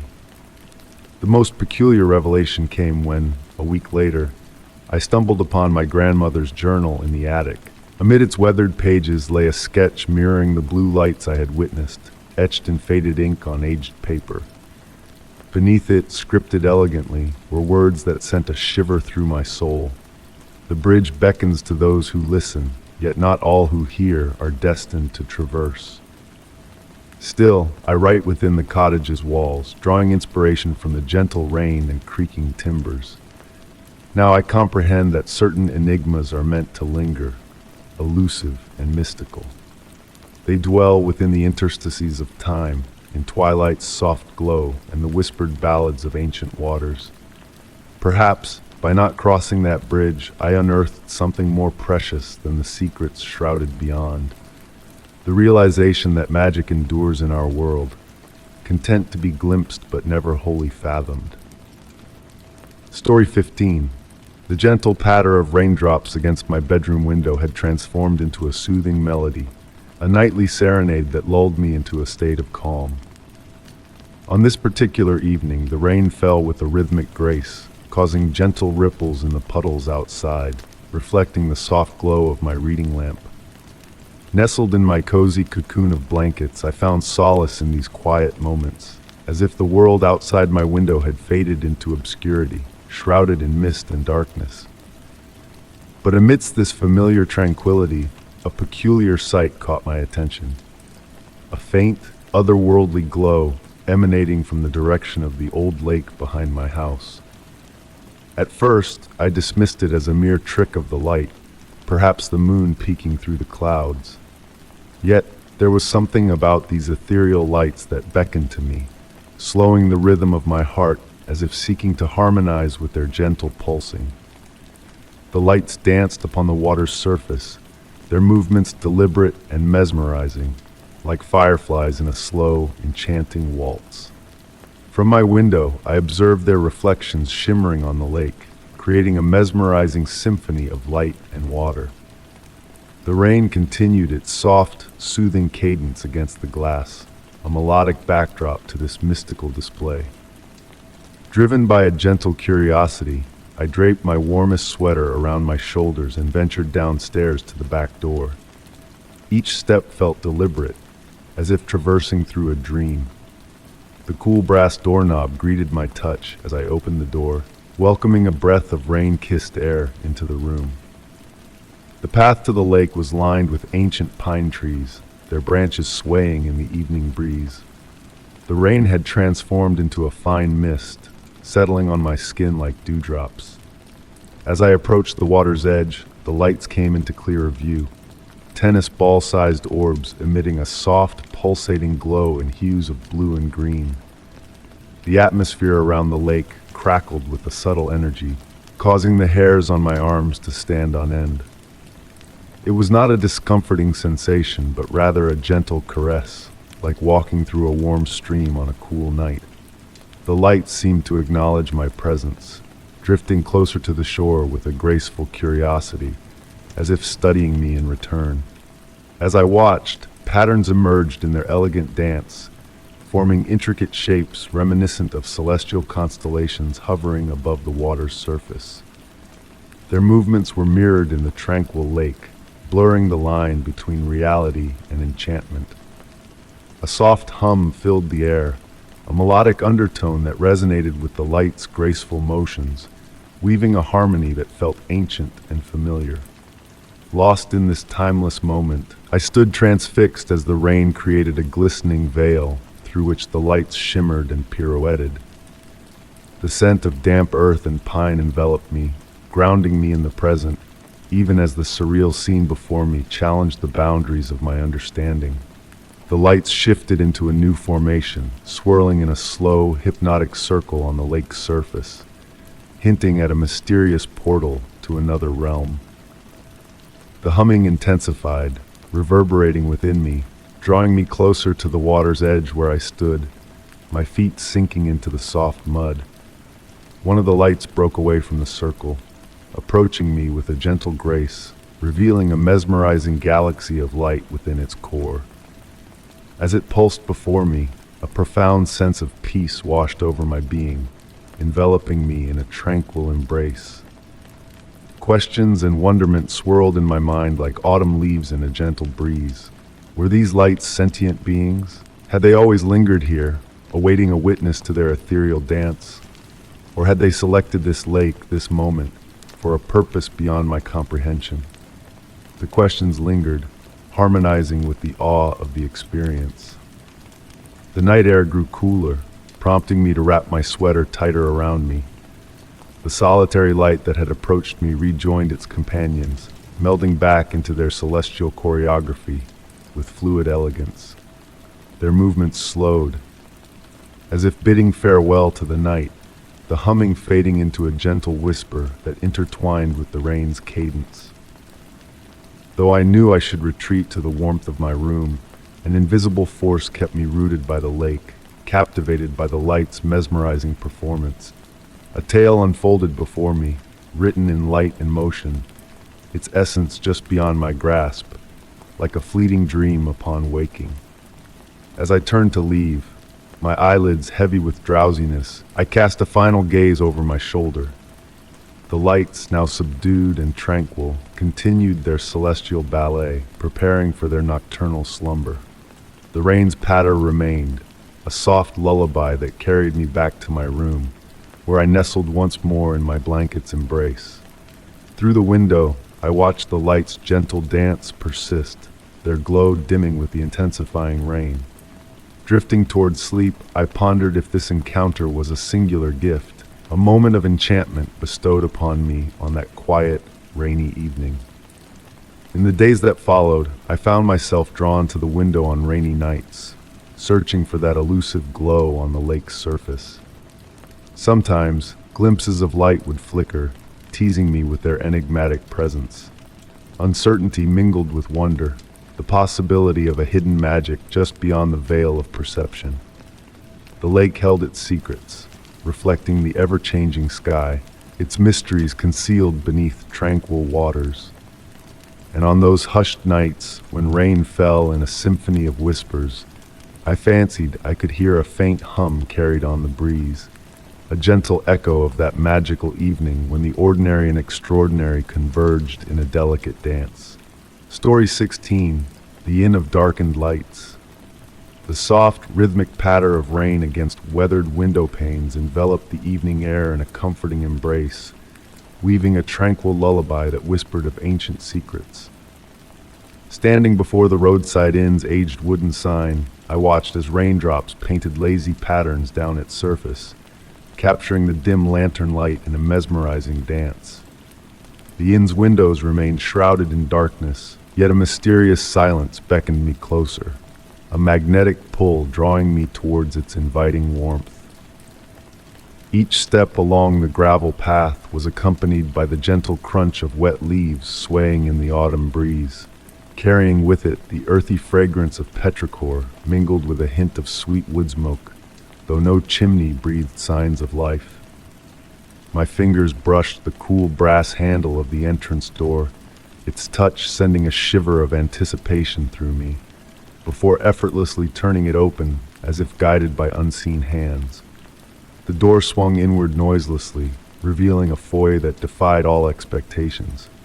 Despite the darkness that loomed outside, the interior of the inn was bathed in a soft, ethereal light that seemed to emanate from nowhere and everywhere at once. the warm honey-colored glow reflected off rich mahogany panels lining the walls, creating an ambience of timeless elegance. An empty reception desk stood as a silent sentinel, adorned only by an ancient leather-bound guest book and a small silver bell, untouched by mortal hands. My footsteps were hushed by the plush carpeting as I approached, marveling at how the intricate patterns seemed to shift and swirl beneath my feet, offering glimpses of hidden wonders. The guest book lay open, its pages blank save for a single message inscribed in elegant script. "Welcome, weary traveler. We've been expecting you." The ink glistened freshly, yet the paper remained dry to the touch, as if the words had been etched into existence long before my arrival. A soft click echoed from the depths of the inn, followed by the whisper of fabric against wood, guiding me deeper into its enigmatic embrace. In a grand sitting room, cold fireplace crackling in silence, I beheld a scene frozen in time. Comfortable armchairs faced the hearth, impeccably maintained yet untouched by mortal hands, exuding an aura of ageless stillness. A delicate china teacup sat on a side table beside an ancient leather armchair, steam rising in lazy tendrils from its dark, fragrant depths, a silent invitation from an unseen host. As I wandered through the labyrinthine corridors of the inn, the omnipresent light followed my every step, bathing my path in a gentle radiance that cradled me in its warm embrace. Photographs adorned the walls, each depicting the inn through different eras, yet a curious anomaly persisted. The same mysterious light illuminated each image, and in every window, a figure lingered just out of focus, a silent watcher of time's passage. Ascending to the upper floor, I encountered a hallway lined with numbered doors, each exuding a unique symphony of sounds that tantalized the senses. Hushed conversations in unfamiliar tongues, soft laughter, the rustle of pages turning, the clinking of glasses in unseen toasts. Yet as I strained to listen closer, the sounds would dissipate like mist in the morning sun, replaced by the gentle melody of rain against the panes. A room, unassigned yet intuitively mine, beckoned from behind door number 7, revealing a haven of serenity within its confines. Crisp linens adorned a 4-poster bed, a reading chair nestled by the window, the air redolent with lavender and ancient parchment. A book lay on the side table, its leather binding warm to the touch as if recently abandoned. Opening its pages unveiled tales of travelers finding solace within the inn on rainy nights, of rooms that knew their guests before arrival, of a light that embraced and guided those who crossed its threshold. As I delved into the stories, the rain's gentle cadence outside lulled me into a realm where reality and dreams intertwined, blurring the lines between past, present, and future. Reflections in the window hinted at other readers in distant chambers, each immersed in their own narrative. Yet when I turned to glimpse them directly, only darkness and rain met my gaze. With the night's progression, the mysterious light dimmed gradually, like a fading whisper in the wind, ushering me towards the threshold of slumber. The tales within the book melded into a tapestry of shared experiences, blurring the boundaries between observer and participant, until I could no longer discern where one tale ended and another began. In the liminal space between consciousness and dreams, I sensed gentle footsteps in the corridor, the soft clink of a teacup placed on a silver tray, a silent acknowledgement of my presence in this ethereal realm. And as sleep claimed me, I knew that come morning, my story would be etched in the vanishing ink of the guest book, becoming a part of the inn's eternal narrative, a thread woven into the fabric of its timeless existence. And so, as another traveler would find their way to the Inn of Darkened Lights, guided by the enigmatic glow and welcomed by the unseen forces that dwelled within, they too would discover a story waiting to be lived, a tale already inscribed in disappearing ink, a journey intertwined with the eternal dance of darkness and light, harmonizing to the symphony of falling rain. Story 17, The autumn breeze whispered secrets as it danced through the trees, carrying with it the essence of fallen leaves and distant wood smoke. Before me stood an ancient iron gate, its black paint peeling away to unveil layers of rust like scars etched in time. The metal bars twisted into intricate designs that seemed to shift and morph when I turned my gaze, playing tricks on my eyes in the waning light. It was on one of my twilight strolls that I stumbled upon this gate, drawn by the encroaching darkness to paths unknown. The road that lay beyond wound its way into a dense forest, disappearing around a gentle bend, flanked by majestic oaks forming a natural canopy overhead. There was something alluring about that curve, a silent beckoning that tugged at my curiosity. The gate's hinges groaned softly in the breeze, a sound reminiscent of my grandmother's rocking chair on tranquil Sunday afternoons. The memory brought a sense of comfort, though it felt oddly out of place in this mysterious setting. A delicate mist began to rise from the earth, curling around my feet like a curious cat seeking attention. I reached out to touch the gate, the cool metal sending a shiver down my spine. Surprisingly, the latch yielded easily under my touch, as if recently anointed with oil despite its weathered facade. With a melodious creak, the gate swung open, lingering in the air as if time itself paused to listen. The path ahead was blanketed in a tapestry of leaves in rich hues of amber and crimson. They whispered underfoot as I ventured forth, as if conspiring to maintain the profound silence of this sacred place. The air grew chillier as I crossed the threshold, carrying with it an unfamiliar sweetness reminiscent of honey and ancient tomes. As I meandered, subtle anomalies caught my eye, a sense of subtle discord lingering in the air.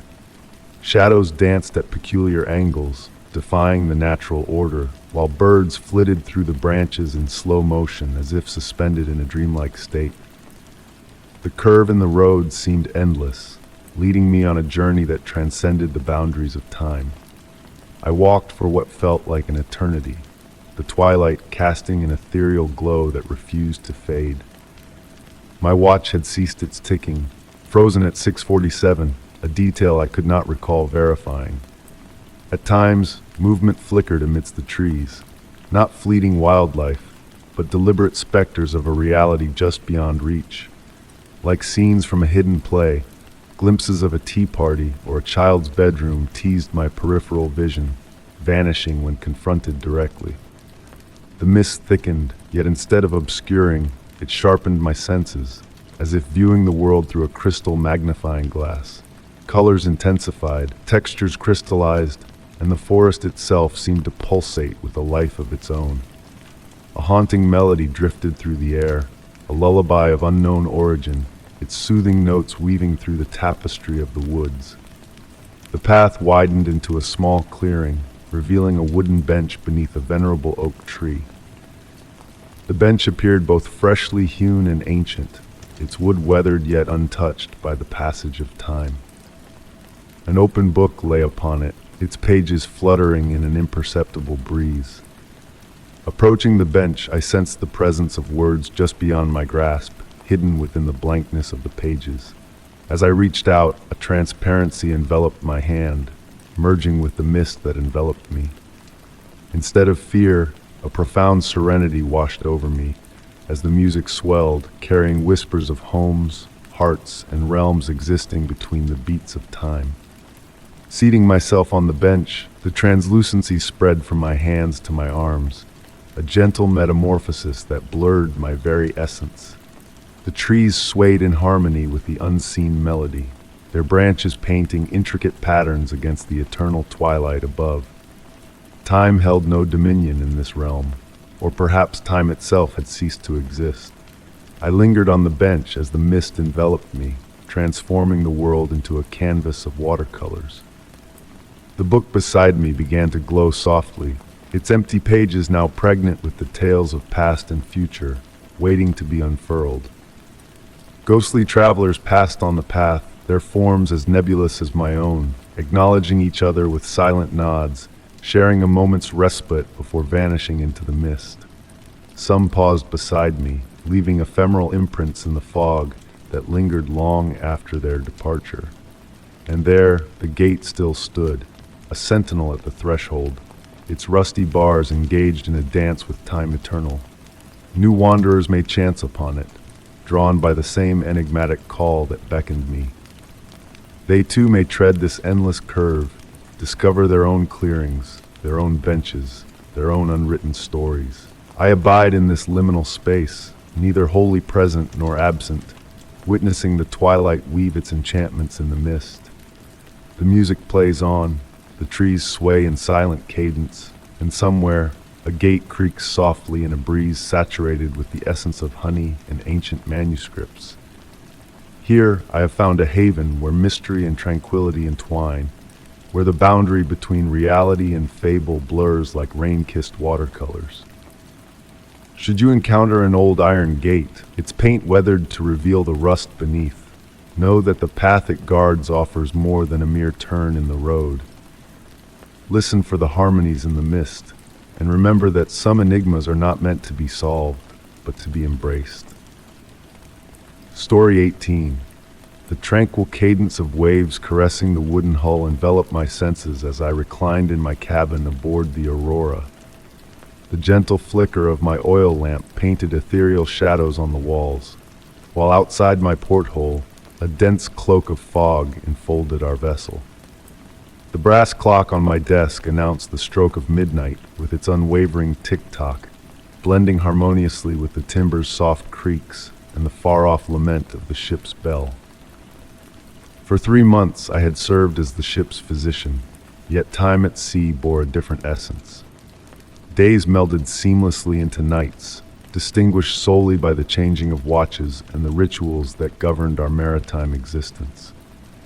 The Aurora, a majestic merchant ship, boasted a polished dark wood exterior, a testament to years of exposure to salty sprays and diligent care. However, a subtle shift had begun to manifest, hinting at an unseen force guiding our vessel. The first hint of peculiarity came to me in a whisper, a mere suggestion of the extraordinary. During my nightly rounds, attending to an injured sailor's wrist, a phantom melody, not of the crew's familiar sea shanties, but an otherworldly tune, seemed to emanate from the very sinews of the ship, haunting yet comforting, like a mother's lullaby carried on the breeze. As weeks drifted by, additional anomalies unfurled. The navigator discovered his charts rearranged each dawn, despite no one admitting to tampering with them. The compass veered unpredictably, its needle gyrating before settling on a course that diverged subtly from the stars above. Most enigmatic of all, our intended destination appeared to shift perpetually just beyond the horizon's grasp. The captain assured us of our steadfast trajectory, yet familiar landmarks remained elusive, shrouded by mist. Hushed conversations among the crew broached these enigmas, their tones not fraught with fear, but contemplative and subdued. Some recounted dreaming of a time-worn harbor, where weathered stone walls met the ceaseless caress of the sea, and a lighthouse beacon pierced the eternal fog. In these dreams, the Aurora journeyed towards the harbor, yet perpetually fell short, as if the expanse between ship and shore was boundless. I meticulously chronicled these occurrences, noting how the ship's ambience shifted with the lunar phases. Under the full moon, the deck exuded a gentle warmth beneath our feet, despite the chill of the night. The toll of the ship's bell sounded at unexpected intervals, its resonance deepening, resonating more profoundly. Even the usual denizens of the lower decks, the rats, had vanished, leaving our provisions untouched. One serene night, while transcribing medical notes, I detected a subtle alteration in the ship's motion. The familiar cadence of waves against the hull altered, becoming deliberate, unhurried. Compelled by an inexplicable urge, I rose from my desk and ascended to the deck, drawn to witness the unfolding enigma above. The spectacle that awaited me was nothing short of extraordinary. The fog bore a peculiar luminescence, as if stardust had been captured within its billowing tendrils. The air pulsated with potential, each breath laden with ancient enigmas. The wooden railings beneath my touch throbbed with a gentle vitality, akin to a living entity. Standing at the bow, I beheld shapes materializing and dissolving within the radiant mist, perhaps distant vessels, remote shores, or entities beyond comprehension. The boundary between sea and sky blurred, imparting the sensation of voyaging through the very fabric of dreams. The usual melodies of the ocean faded, replaced by a distant, melodic hum, or perhaps a recollection of melody. The captain joined me at the railing, his weathered countenance serene in the ethereal glow. "She's seeking," he murmured, tracing his weathered hand along the gunwale. No further explanation was needed. A tacit understanding blossomed within me that the Aurora herself pursued an elusive goal, guiding us on a voyage that transcended our original course. Months unfurled in a dreamlike reverie. Provisions never dwindled, though memories of our last port of call eluded me. The crew executed their tasks with a tranquil acceptance of our surreal circumstances. Even the hardiest seafarers among us bore the mark of transformation, touched by the gentle riddle that enshrouded our vessel. Correspondence from home ceased, yet no disquiet lingered. It was as though we had slipped into a pocket of time impervious to the outside world's reach. The ship's log entries evolved into poetic musings rather than navigational data. Distance, measured in heartbeats; weather, reminiscences of rain; course, following the song of ancient stars. My pocket watch lost its grip on time, moments stretching and contracting in defiance of temporal laws. Its glass facade shimmered with iridescent hues, reflecting shades beyond linguistic description. One night, during my customary rounds through the ship's passageways, I stumbled upon a novel door, a door I was certain had not existed before. Crafted from the same dark wood as the vessel, its surface undulated like liquid beneath my touch. Intuitively, I refrained from opening it, sensing that its unveiling was not yet ordained, at least not in that moment. Each subsequent night, the door shifted to a new location, as if guided by an unseen force. The constellations above wove unfamiliar tapestries. The crew would spend hours stargazing, deciphering narratives from star clusters that resonated with half-remembered tales. During the quiet pre-dawn hours, the ship whispered, not in words, but in the dialect of creaking wood, singing ropes, billowing sails, and lapping waves. She spoke of ancient havens and eternal sojourns, of destinations existing beyond the confines of reality and dreams. The Aurora transcended her status as a mere vessel, morphing into a sage, a dreamer, a seeker of enigmas that dwelt beyond cartographic boundaries. As I inscribed these words within my journal, recollection of our embarkation port and intended terminus wanes. Perhaps such details are inconsequential. The Aurora persists in her gentle odyssey through the incandescent fog, ferrying us towards a revelation that transcends mere arrival. The crew fulfills their duties in tranquil equipoise, bearing countenances suffused with the serenity of those who have embraced the notion that certain journeys endure indefinitely. Tomorrow, or perhaps a century hence, we may catch a glimpse of that legendary haven through the mist. Alternatively, we might sail eternally, our vessel transformed into a fable recounted in ports we shall never dock. For now we linger suspended between the realms of what was and what may be, propelled by the dreams of a ship navigating by the light of implausible stars. The fog swirls around us, pregnant with myriad possibilities. The ship's bell tolls in a soft cadence, measuring time in a rhythm comprehensible solely to the Aurora. And we, her devoted crew, drift onward through this tranquil enigma, uncertain whether we seek a final haven or if the voyage itself has blossomed into our true abode. Story 19. The soft, rhythmic patter of rain against the window panes enveloped my grandmother's ancient house in a cocoon of tranquility. Moonbeams filtered through the delicate curtains, casting gentle shadows on the worn wooden floors. In the quiet of the night, I found myself amidst her cherished belongings, surrounded by memories and the familiar scent of aged wood and lavender that lingered in every corner. Something felt different that particular night. The air was thick with contemplation. The grandfather clock in the hallway chimed each passing moment with its deep, resonant ticks, creating a hypnotic symphony in the background of my solitary presence. Moving through the rooms with a cautious tread, my fingers caressed the surfaces of furniture cloaked in white sheets, evoking a sense of nostalgia. Eventually, I felt a pull towards the master bedroom at the end of the hall. The door creaked softly as I pushed it open, revealing a room bathed in silvery moonlight.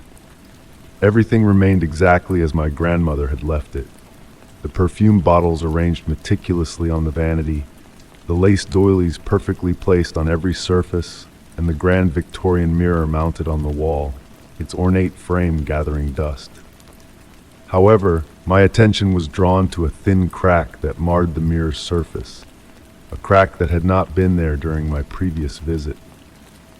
As I peered closer, I noticed how the crack fragmented my reflection in peculiar ways, distorting my image ever so slightly, as if I were gazing at a stranger wearing my face. The longer I stared, the more anomalies I discovered.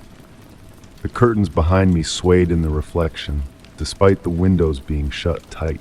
The shadowy corner of the room appeared deeper, more substantial than it should have been. A cool breeze brushed against my skin, carrying a faint hint of my grandmother's signature rose perfume. The scent triggered a flood of memories, afternoon teas, hushed conversations, and the tales she used to share about the mysterious mirror. She always believed it held secrets, that at times, late at night, she glimpsed other moments, other possibilities within its depths. The clock struck midnight, its echoes reverberating through the house. In the mirror, I observed my reflection's eyes blink just a fraction of a second after my own. A subtle discrepancy, yet enough to send a delicate shiver down my spine. The crack in the glass seemed to shift, almost like a living entity breathing beneath the surface. Mesmerized, I witnessed the quality of light in the room transform. The moonlight took on a warmer hue, reminiscent of the afternoon sun. Within the mirror, golden beams illuminated dust motes dancing, a scene absent in the room behind me. The reflection painted a picture of the room from decades past. The wallpaper vibrant, the furniture uncovered, and in the corner, a rocking chair swaying ever so slightly. My grandmother had adored that rocking chair. In reality, it remained motionless, draped in white cloth. Yet in the mirror's reflection, it rocked softly back and forth, as if recently vacated. As I continued to gaze, more details emerged. A cup of tea left unfinished on the side table, reading glasses perched nearby, a book lying open as if its reader had just stepped away momentarily. The crack in the mirror continued its subtle progression, resembling frost spreading across glass, silent and relentless. Each new fracture revealed another layer of the room's history, fleeting glimpses of different eras, different lives intertwined within these walls. I saw echoes of family gatherings, quiet interludes, and solitary nights, merging like transparent images. In one fragment of the mirror, I caught sight of what appeared to be my grandmother as a young woman, arranging flowers in a vase. The image flickered briefly before transitioning to another scene, yet her movements felt so familiar, so tangible, that my heart ached with familiarity. The fragrance of roses intensified, mingling with the perpetual lavender essence in the house. The rain outside intensified, matching the gentle rhythm of the rocking chair in the mirror. I noticed my reflection beginning to move slightly out of sync with my own actions, as if existing in a different temporal realm. When I reached out to touch the mirror's surface, my reflection hesitated a heartbeat before mimicking my gesture. The glass felt cool beneath my fingertips, but not in the usual way. This coolness pulsed, responding to my touch like a sentient being. The crack beneath my touch bore a subtle texture, akin to flowing water rather than shattered glass. As I traced its path, a soft humming sound, barely audible beneath the rain and the clock's steady beat, filled the room. Time lost its significance as I stood there, ensnared by the mirror's parade of memories and possibilities. The reflection of the room continued to evolve, revealing glimpses of past and potential futures, while the actual room remained still and bathed in moonlight. I began to comprehend why my grandmother had whiled away countless evenings before this mirror, her smile suffused with knowing. Gradually, I noticed my reflection wearing a slight smile that I did not mirror. It was her smile, my grandmother's smile, the smile she donned when privy to secrets not yet ready for revelation. The crack in the mirror had ceased its expansion, now forming an intricate pattern reminiscent of a spider's web adorned with morning dew. As the night deepened, the boundary between reality and reflection blurred. The scent of roses and lavender intertwined with the rain's melody and distant chimes, weaving a tapestry of sensory recollections, both alien and intimately familiar. In the mirror, the rocking chair continued its gentle sway, and I could almost hear my grandmother's voice humming an ancient lullaby. Lost in the mirror's enigma, I could not discern how long I stood there. When I finally stepped back, my reflection lingered for a moment before trailing after me, its smile fading like the waning notes of a cherished melody. The crack in the mirror remained, a delicate web-like pattern shimmering like morning dew. As I prepared to depart the room, I cast a final glance backward. In the mirror, my grandmother stood in my place, her youthful countenance radiant with that familiar, enigmatic smile.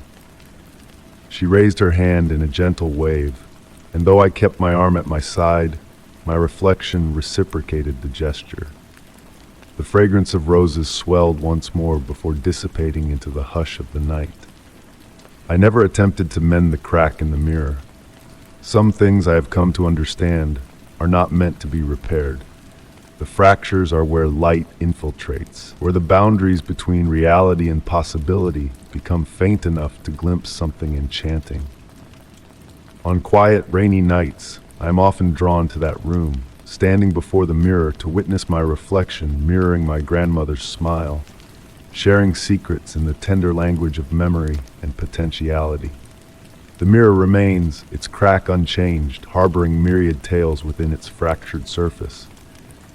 Sometimes, when the moonlight bathes the house and the rain serenades the night, I catch fleeting glimpses of other times, other existences, other potentialities, all pirouetting just beyond the glass, awaiting discovery by those patient enough to seek and wise enough to recognize the magic within a fractured reflection. Story 20. The ancient house sat quietly as night descended, its aged wooden panels murmuring softly in the crisp autumn breeze. Rain tapped a gentle melody on the roof, a rhythmic lullaby that seemed to carry whispered tales of bygone eras. Stepping into the entryway, my flashlight painted elongated shadows on the time-worn floorboards, enveloping me in the aroma of seasoned wood and nostalgia. This house, bequeathed to me by my grandmother, held memories of childhood summers spent uncovering the mysteries hidden within its walls, even though I had been absent for 15 years. The familiar scent of cedar and old books embraced me like a familiar friend, yet an air of unfamiliarity hung in the silence of the night. It could have been the way the shadows danced on their own when I turned away, or the thickening of the air as I climbed the groaning staircase to the upper level. This place had always harbored enigmatic chambers. The towering library with its treasures of knowledge, the sunlit conservatory where ferns thrived under my grandmother's care, and the music room where an antique piano awaited a musician's touch. But one room stood out in my memory, the room with obsidian walls. As children, my cousins and I were forbidden from entering it, though we often pressed our ears against the heavy oak door, straining to catch at any whispered secrets it might hold. Now, facing that same door, an inexplicable force drew me closer. The dull gleam of the brass doorknob under my flashlight's beam hinted at recent attention, contrasting with the layer of dust that blanketed everything else in the house. The wood beneath my touch exuded warmth, almost as if it pulsed with a hidden life, as I traced the intricate carvings adorning its surface. My grandmother had always claimed the door was older than the house itself, salvaged from some ancient European manor. Without a sound, the hinges yielded when I mustered the courage to turn the knob, a rarity in a house where every other door announced its movement with a chorus of creaks and groans. The space beyond matched my recollection from childhood, walls cloaked in the deepest black, seeming to devour both light and sound. My flashlight beam faltered at the walls, as though the darkness hungrily swallowed its glow. The room, perfectly square and about 15 feet on each side, housed a solitary window opposite the door. White curtains swayed in an unseen breeze, casting shifting patterns against the light-absorbing walls. The polished mahogany floor mirrored the room like a dark pool, creating the illusion of boundless depth. At the room's heart stood a grand mirror in a silver frame, its surface clouded with age. Approaching it, my steps sounded muted, as though the very air had thickened around me. The mirror's frame bore intricate symbols that seemed to shift and morph with each change in perspective. Some resembled unfamiliar alphabets, while others resembled celestial bodies in lunar phases. The rain outside continued its soft symphony, but within the room it seemed distant, almost ethereal. I found myself drawn to the mirror, my reflection appearing distorted and alien in its antiquated glass. With each passing moment, subtle discrepancies emerged, a delay in my movements, a shadow that defied logic, faint shapes moving behind my reflection's facade. Time seemed to ebb and flow differently within that chamber. What felt like minutes could have been hours as I stood before the mirror, observing as the layers of age slowly dissipated, revealing hidden depths of reflection. Within those depths, I discerned fragments of memories not my own, glimpses of unexplored rooms, faces both unfamiliar and known. The black walls seemed to pulse gently, like the slumbering breath of a creature. With each pulse, the reflections in the mirror shifted and transformed. I witnessed my grandmother as a young woman, standing in that very room, tracing the same symbols etched on the mirror's frame. She seemed to converse with her reflection, her lips moving in silent dialogue. In certain reflections, it appeared as though she received responses. A sudden clap of thunder diverted my attention to the window, revealing the night had fully descended. The room now bathed in sporadic lightning flashes that caused the black walls to radiate with a mysterious inner glow. Returning my gaze to the mirror, my reflection had metamorphosed once again. Now I beheld an older version of myself, with silver-streaked hair and weathered features, still standing within the room. Unlike my present self, my future visage wore a knowing smile, as if sharing a secret with the mirror.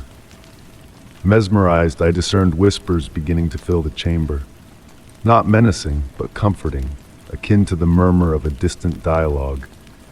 They seemed to emanate from every direction, and none simultaneously, speaking in tongues unfamiliar yet oddly recognizable. The whispers intertwined with the rain's patter, forming a gentle lullaby that weighed my eyelids. Slowly sinking to the floor, my back against the cool black wall, the room enveloped me in a sense of security, like a warm embrace. The whispers persisted in their soft serenade, and I comprehended that this room transcended mere space.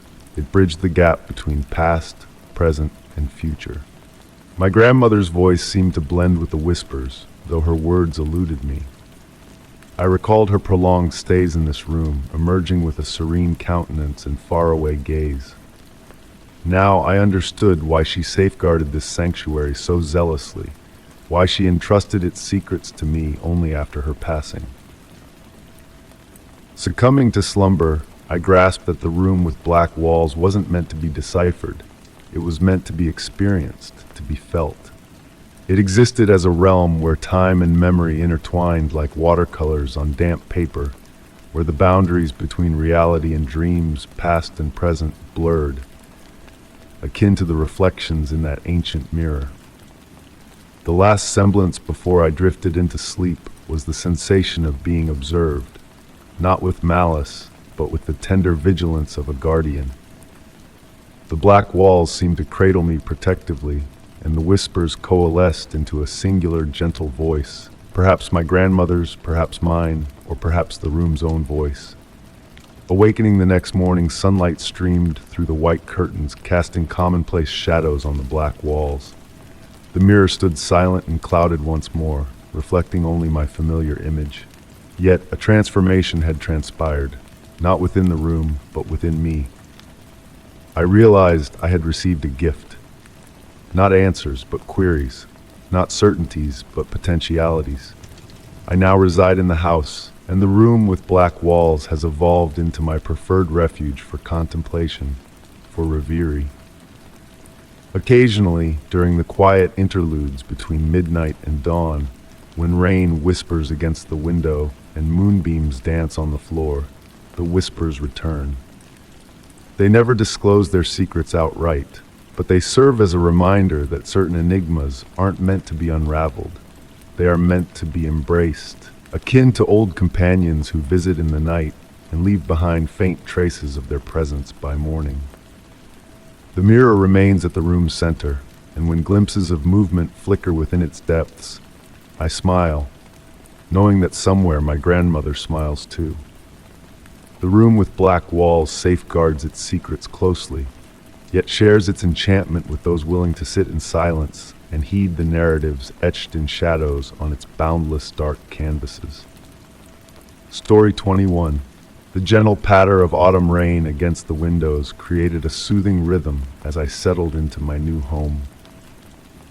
The old Victorian house had stood empty for years before I purchased it, its weathered exterior telling stories of decades past. That first evening, as twilight painted the sky in muted purples and grays, I sat in my reading chair, surrounded by stacks of unpacked boxes and the subtle scent of old wood and leather-bound books. The house had a particular way of breathing. Yes, breathing. That's the only way I could describe the soft creaking of floorboards and the whisper of air through the vintage heating vents. Each sound seemed deliberate, like a conversation being carried out in a language just beyond my understanding. The wallpaper, a faded pattern of delicate silver vines against cream-colored backgrounds, appeared to shift and dance in my peripheral vision, though when I turned to look directly, everything remained perfectly still. I had always been sensitive to the atmospheres of places, but this house felt different. It wasn't unwelcoming, quite the opposite. There was a warmth to it, like being wrapped in a well-worn quilt on a cold evening. Yet beneath that comfort lay something else, something that made me pause whenever I passed certain corners or doorways. It wasn't fear that I felt, but rather a profound sense of curiosity, as if the house itself was trying to tell me something. The first unusual incident occurred during my second week in residence. I had been unpacking books in the library, a grand room with floor-to-ceiling shelves and large bay windows, when I heard what sounded like someone humming. The melody was soft and unfamiliar, reminiscent of an old lullaby. I assumed it was coming from outside, perhaps from a passing car or a neighbor's open window. But when I approached the window to look, the sound seemed to move, now emanating from somewhere deeper within the house. Following the melody led me to the second-floor hallway, where the sound grew clearer. It wasn't coming from any particular direction anymore. Rather, it seemed to be emerging from the walls themselves. The humming was accompanied by a subtle vibration that I could feel when I placed my hand against the wallpaper. The paper felt warm to the touch, almost like skin, and beneath it I could have sworn I felt something like a pulse. That night, as I lay in bed listening to the rain, I began to notice patterns in the house's ambient sounds. The creaks and settling noises weren't random at all. They followed rhythms that reminded me of speech. sometimes quick and urgent, other times slow and contemplative, but always with a purpose. I found myself drifting off to sleep each night, trying to decipher these mysterious conversations. As weeks passed, I began to understand more. The house had different voices for different times of day. Morning brought light, airy whispers that seemed to rise with the sun, while evening ushered in deeper, more resonant tones. The basement spoke in low, gentle rumbles that reminded me of a grandfather telling stories, while the attic preferred soft, wind-like whispers that could have been mistaken for the breeze through loose shingles. I started keeping a journal of the house's communications. Each room had its own distinct personality, its own way of speaking. The kitchen was particularly chatty during meal preparations, its tiles warming unexpectedly beneath my feet as I cooked, leading me to ingredients I hadn't planned to use but that always improved my recipes. The library seemed to hum with satisfaction whenever I read aloud, the sound reflecting off the shelves in harmonic waves. One rainy evening, as I sat in my reading chair with a cup of tea, I noticed something extraordinary. The wallpaper's vine pattern had begun to shift more obviously than ever before. Rather than the subtle movements I had grown accustomed to, entire sections of wall appeared to ripple like water. The silver vines twisted and curled, forming what looked like letters before dissolving back into their original pattern. I sat perfectly still, watching this display with a sense of wonder rather than fear. The house had never given me reason to be afraid, and even now, as impossible things happened before my eyes, I felt only a deep sense of privilege, as if I were being allowed to witness something rare and beautiful. The letters formed and reformed, too quickly at first to read, but gradually slowing until I could make out words. Remember them. The message repeated several times before the vines settled back into their usual pattern, leaving me to ponder its meaning. That night, I dreamed of the house as it must have been when it was first built. I saw families gathering in the rooms I now called mine, children growing up within these walls, celebrations and sorrows all leaving their mark on the very fabric of the building. The house had absorbed it all, every laugh, every tear, every whispered secret and shouted joy. In the morning, I began to research the house's history. The local library held photographs and documents that revealed generations of previous inhabitants. Each family had left their own mark, a carved initial here, a painted ceiling there.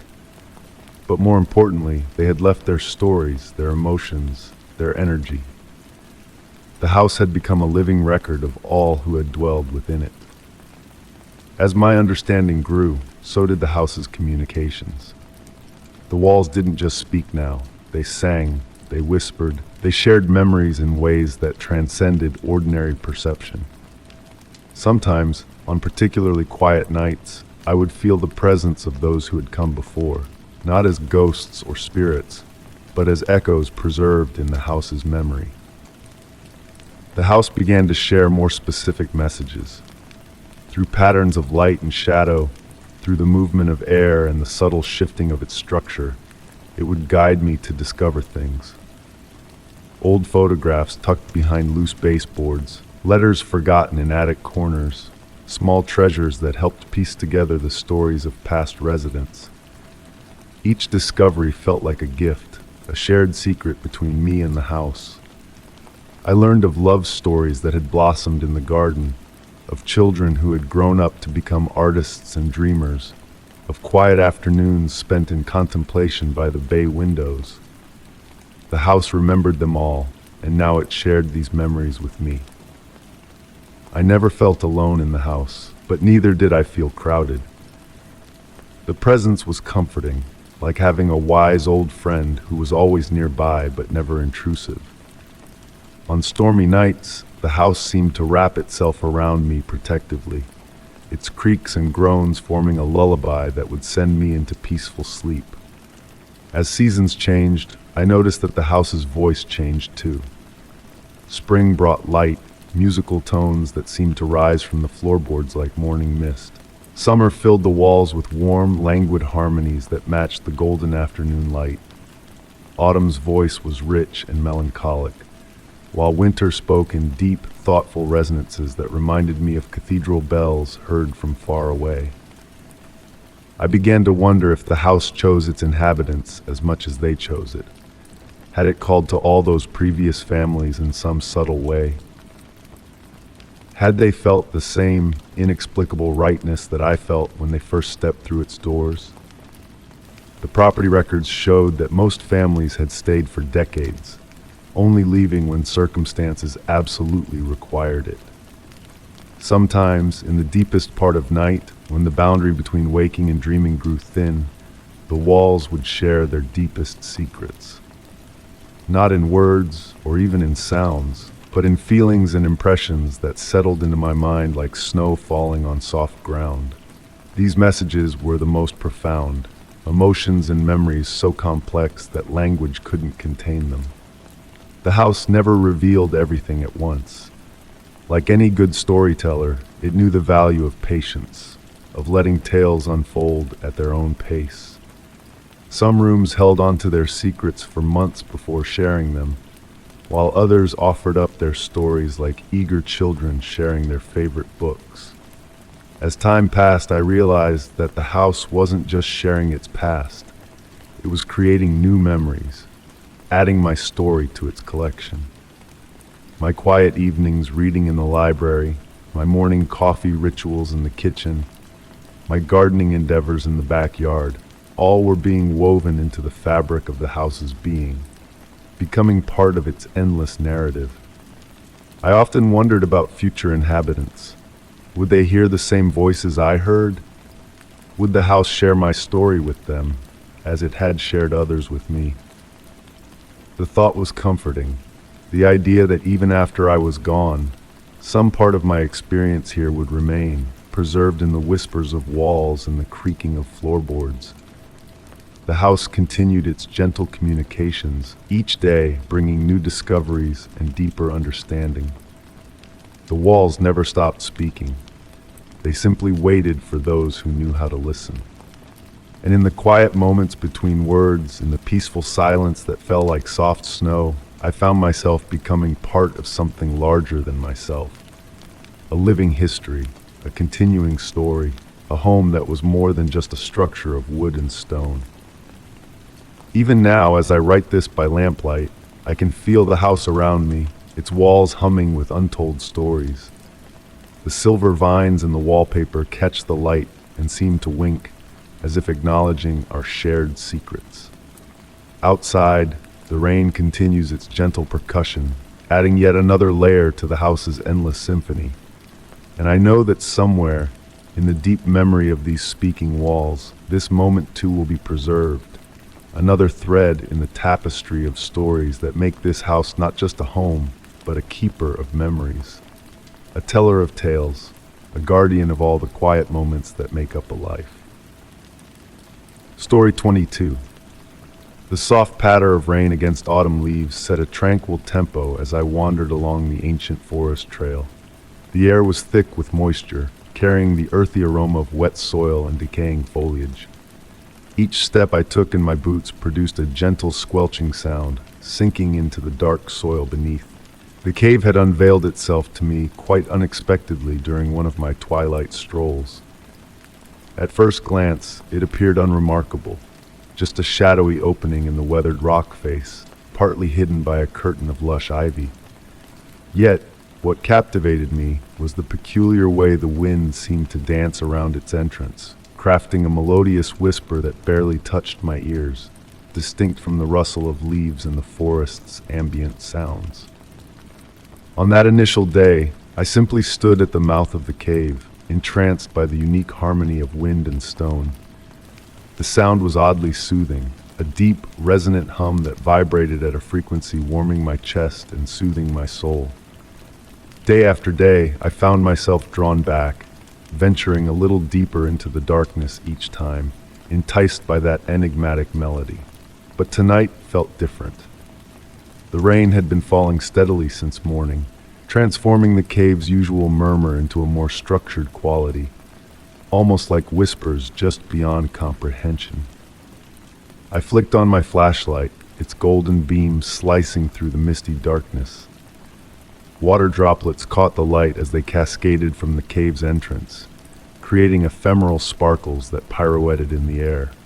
The cave walls were smooth, almost polished, adorned with veins of crystalline material meandering through the rock like frozen streams. Delving further inside, I observed how these crystal formations captured and refracted my flashlight's beam, conjuring shifting patterns of light even when I stood perfectly still. The temperature dipped noticeably as I ventured deeper, yet it was a comforting chill. It felt akin to stepping into a serene room after leaving a bustling crowd, a release of pressure I hadn't realized I carried. The beckoning sound grew clearer, though not louder. It evoked memories of my grandmother's gentle hum while knitting, a tune without words, comforting in its constancy. Water trickled down the walls in gossamer sheets, forming a liquid membrane that pulsed in synchrony with the cave's whispers. I extended my hand to touch a damp wall, and a peculiar sensation rippled up my arm. Not quite a tingle, but a sense of connection, as if I had grazed the skin of a colossal, slumbering being. The tunnel gradually expanded into a chamber that stole my breath. The ceiling soared high above, shrouded in shadows, but what seized my gaze were the myriad tiny points of light embedded in the walls. These were not reflections from my flashlight. They possessed their own gentle, blue-white radiance, pulsating ever so faintly, akin to stars seen through atmospheric distortion. At the chamber's heart lay a pool of water so serene it mirrored black glass. The luminescent points in the walls danced upon its surface, crafting the illusion of boundless depth. The whispers seemed to emanate from this pool, rising like ethereal steam from its mirror-like facade. I settled upon a smooth boulder near the pool's rim, extinguishing my flashlight to bask in the gentle glow emanating from the walls. The whispers enveloped me like an old friend, prompting a slight sway in response to their rhythm. Time lost its structure, marked solely by the steady drip of water and the pulsating light. As my eyes acclimated to the dim radiance, shapes materialized in the light's ripples across the chamber's ceiling, patterns resembling writing in a language unknown yet strangely familiar. They undulated and shifted, never quite coalescing into a defined form, but leaving imprints in my mind akin to shards of a dream upon awakening. The air grew heavy with anticipation, though the object of anticipation eluded me. The whispers adopted an almost conversational cadence, as if engaging in discourse just beyond my grasp. I found myself nodding intermittently, responding to queries I could not quite discern but comprehended on a subconscious level.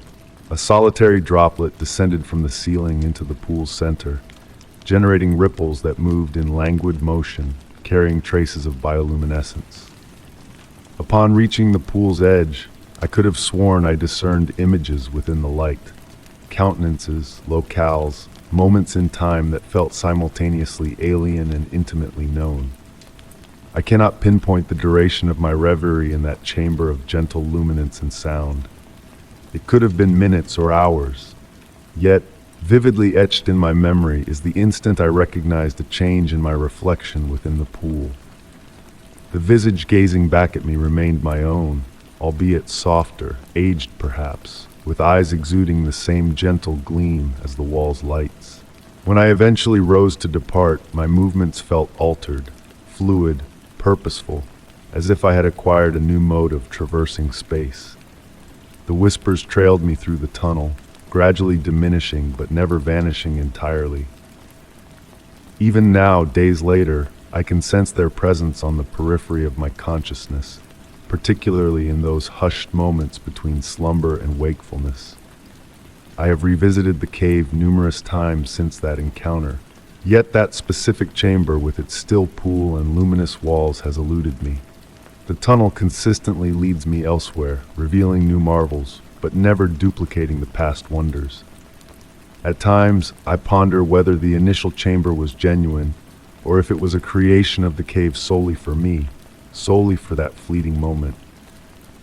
What endures are the whispers, perpetually just beyond comprehension, always inviting, always hinting at enigmas awaiting revelation.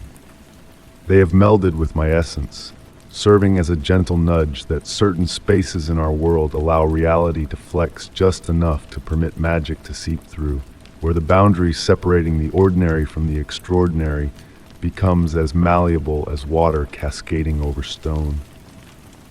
On tranquil nights, when the rain descends softly and steadily, I occasionally glimpse that blue-white glow reflected in puddles or upon my window panes. In those instances, I recognize the cave's call, promising fresh secrets, fresh marvels, fresh insights awaiting discovery in its depths. The enigma of the cave has evolved into a comforting companion, a gentle reminder that not every question necessitates an answer, and not every journey mandates a destination.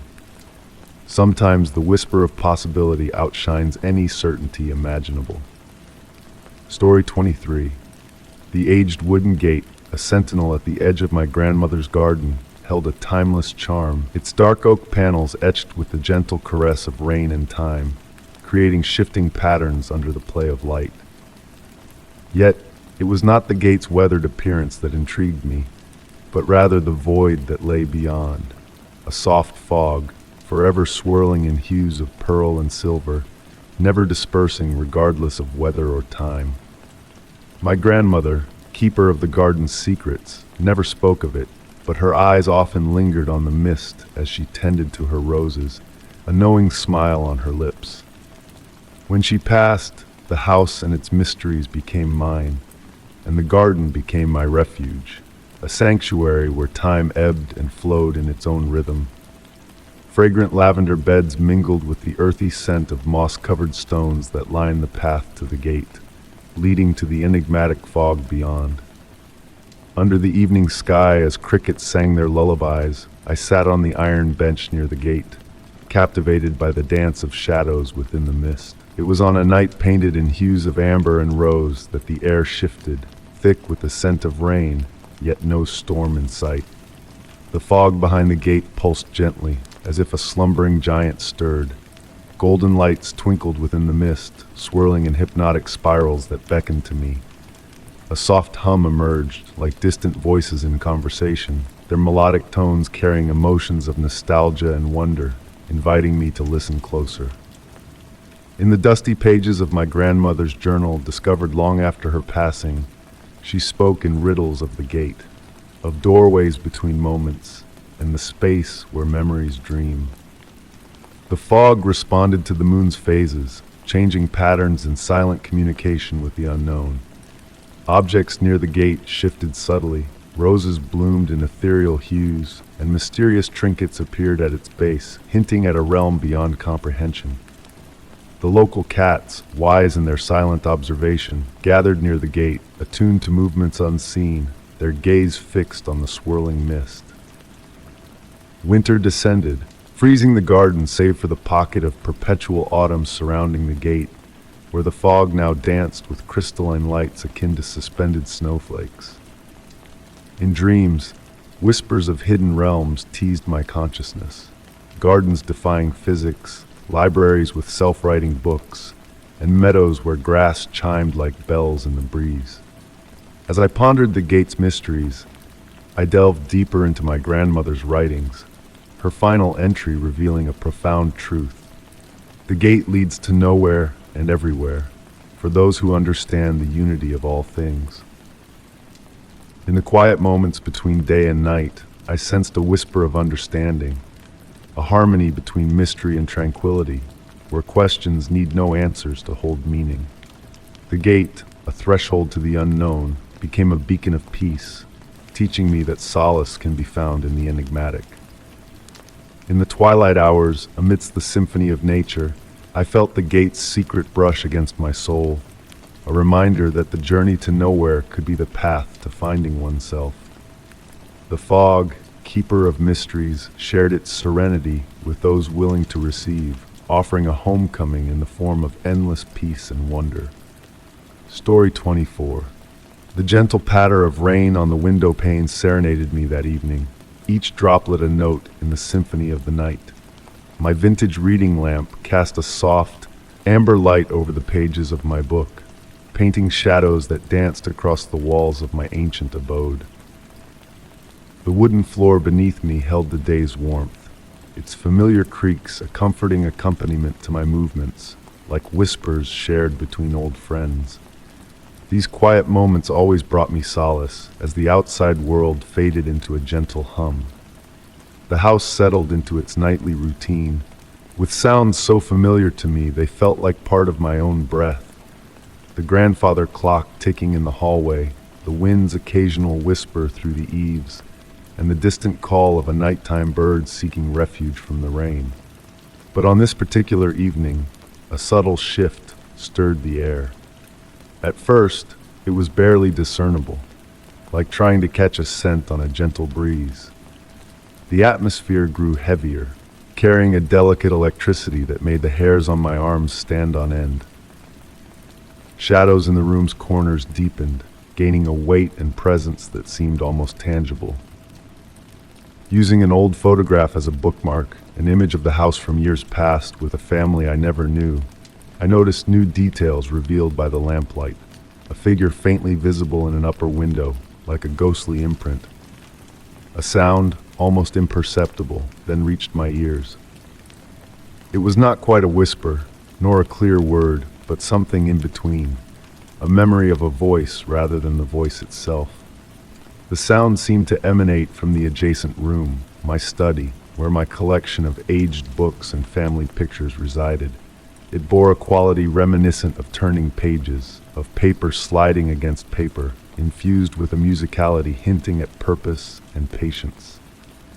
Rising from my chair, the wooden floor creaking in harmony with the mysterious sounds, I approached the study door.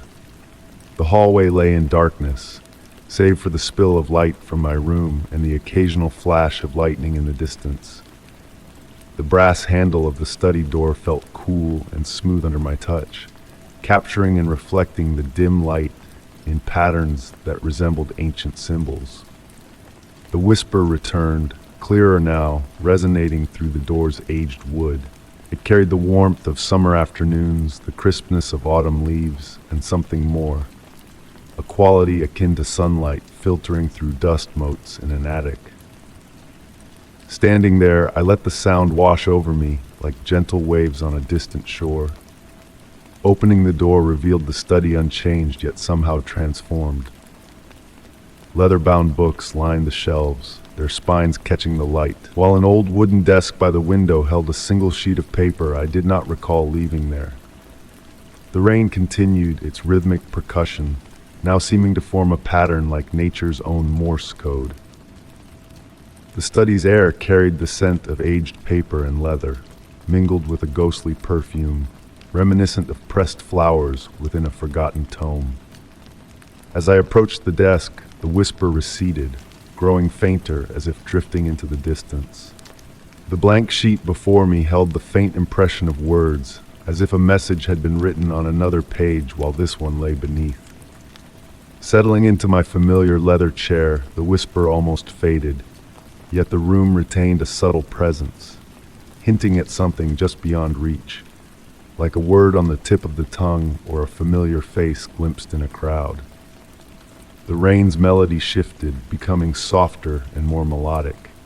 Leaning back in my chair, I watched the interplay of light and shadow on the walls, the books seemingly breathing in unison. Time blurred, hours or minutes passing unnoticed, as fluid as the dancing shadows above. The whisper did not return in the same form, but in the pauses between raindrops or breaths, I sensed something. Not words, but the essence of words, like an echo of a conversation from a room just vacated. With dawn approaching, the rain dwindled, leaving a world cleansed and reborn. Morning's gray light filtered into the study, dispelling the mysteries into ordinary reality. Yet a subtle change lingered, like a clock slightly askew or a mirror reflecting a fraction delayed. The whisper never returned as before, but late nights in my study brought a familiar electric presence, a sense of something waiting just beyond perception's veil. Perhaps the whisper aimed not to tell, but to remind, stirring forgotten truths dormant in the spaces between heartbeats and silence. The enigma remained, a fingerprint on an old window, or the scent of rain lingering in the air. Some questions are destined to remain unanswered, some whispers meant to hover just beyond hearing, reminding us of the secrets and wonders awaiting discovery in the quiet space between one breath and the next. Story 25. The soft, rhythmic patter of rain against my bedroom window had transformed into a comforting melody that had lulled me to sleep night after night. Each drop seemed to hold a secret, whispering ancient tales that danced in the shadows cast by the swaying branches outside. Nestled in my bed, I found myself captivated by the mysteries unfolding in the darkness. My grandmother's old house stood stoically at the edge of a timeless forest, where mist clung to the earth like a whisper. Inheriting the property 3 months ago had opened a door to a world where peculiar occurrences tiptoed into my reality. Subtle hints at the supernatural, like the distant chime of wind chimes in still air, or the scent of pine needles wafting through closed windows. Tonight felt different, a shift in the air palpable even as the rain fell with purpose, each droplet echoing a message. The darkness outside held a sentient quality, as if the night itself had awoken. The antique wooden dresser in my room creaked softly, releasing the earthy aroma of aged oak that mingled with the petrichor drifting through the open window. As I teetered on the edge of wakefulness and dreams, a melodic humming brushed against my ears. It wasn't eerie. Instead, it cradled me like a familiar lullaby, though its tune eluded my grasp. The sound seemed to flow from the heart of the forest, carried on wisps of mist that slithered under my door like curious tendrils. Enveloped in my grandmother's hand-knitted shawl, its soft wool caressing my skin, I glided to the window. The forest spread out before me, a vast expanse of shadows and enigmas. Through the rain-streaked glass, I beheld a sight both mesmerizing and mystifying.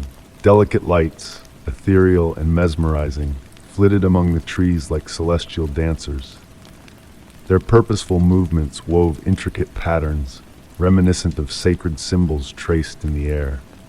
With bare feet guiding me downstairs, each creak of the aged floorboards harmonizing with the rain's gentle cadence, the humming grew more insistent yet retained its gentle allure. It carried echoes of the songs my grandmother used to sing while tending her garden. Songs in a language foreign to me yet undeniably soothing. The front door yielded to my touch without a sound, as though anticipating my arrival. The rain had softened to a mist that caressed my skin with cool, tender kisses. The grass under my feet pulsed with life, sending tendrils of energy coursing through me. The forest lights beckoned, not urgently, but with a patient assurance, understanding my unspoken curiosity. Crossing the threshold into the tree line, I noticed scattered trinkets on the ground. A weathered pocket watch with hands that moved backward, a mirror reflecting only starlight on this overcast night, and dried flowers aglow from within. Each object held significance, like breadcrumbs leading deeper into the unknown. The forest embraced me with a subtle shift in the air, carrying the scent of moss and moonflowers. The lights, no longer mere fireflies or lanterns, but something primal and pure, pirouetted around me, casting shifting shadows that moved independently.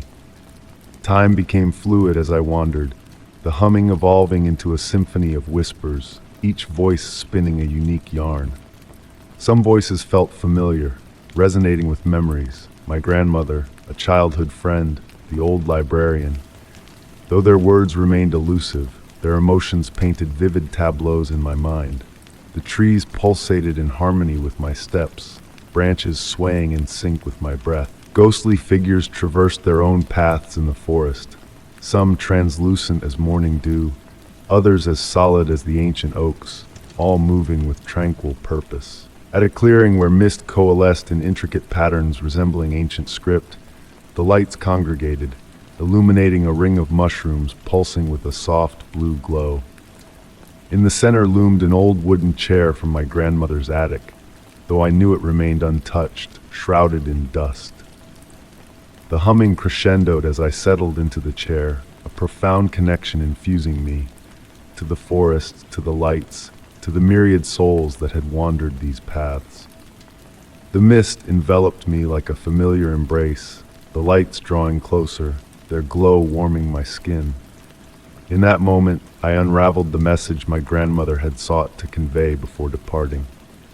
The forest was not merely trees. It was a haven for souls lingering between worlds, sharing their stories and wisdom. These were not lost souls, as local lore whispered, but souls waiting to be heard, each narrative a thread in the tapestry of existence. Time flowed like a river around me, my grandmother's voice echoing not in words but in memories. The touch of garden soil, the taste of honeysuckle tea, the click of knitting needles in the night. Each memory carried lessons on life, death, and the delicate boundary between them. The rain persisted in its gentle rhythm above, yet beneath the canopy of stars and trees, I remained shielded from its touch. The lights dimmed gradually, like fading stars at dawn, and the humming melded with the wind's whispers. Awakening in my bed to the soft gray light of dawn filtering through the window, my grandmother's shawl draped around me, slightly damp with dew, I spied a single luminescent mushroom sprouting on the windowsill. Beside me, her old journal lay open to a page unseen before, its blank pages now filled with secrets. The forest maintained its silent vigil at the edge of my land, and on quiet, rainy nights, the humming would stir once more. The lights visited less frequently now, but when they did, they felt like old companions returning home. I learned to heed the forest's tales, each one a chapter in the vast anthology of memories and spirits that gathered in those ancient woods. While my grandmother's chair remained in the attic, cloaked in dust, a whiff of pine needles and the faint echo of her lullaby occasionally drifted through the air. The forest of wandering souls, I realized, was not a realm of loss but of rediscovery, a place to reconnect with the fragments that shaped us, where departed souls found new ways to linger. Story 26. The rain tapped gently against the window, creating a soothing melody that synchronized with the rhythm of my heart. Before me stood an ancient chest, a relic passed down from my grandmother just days before. Nestled in the corner of my study, the chest exuded a quiet presence, its aged wood whispering tales of bygone eras through the subtle marks etched into its surface.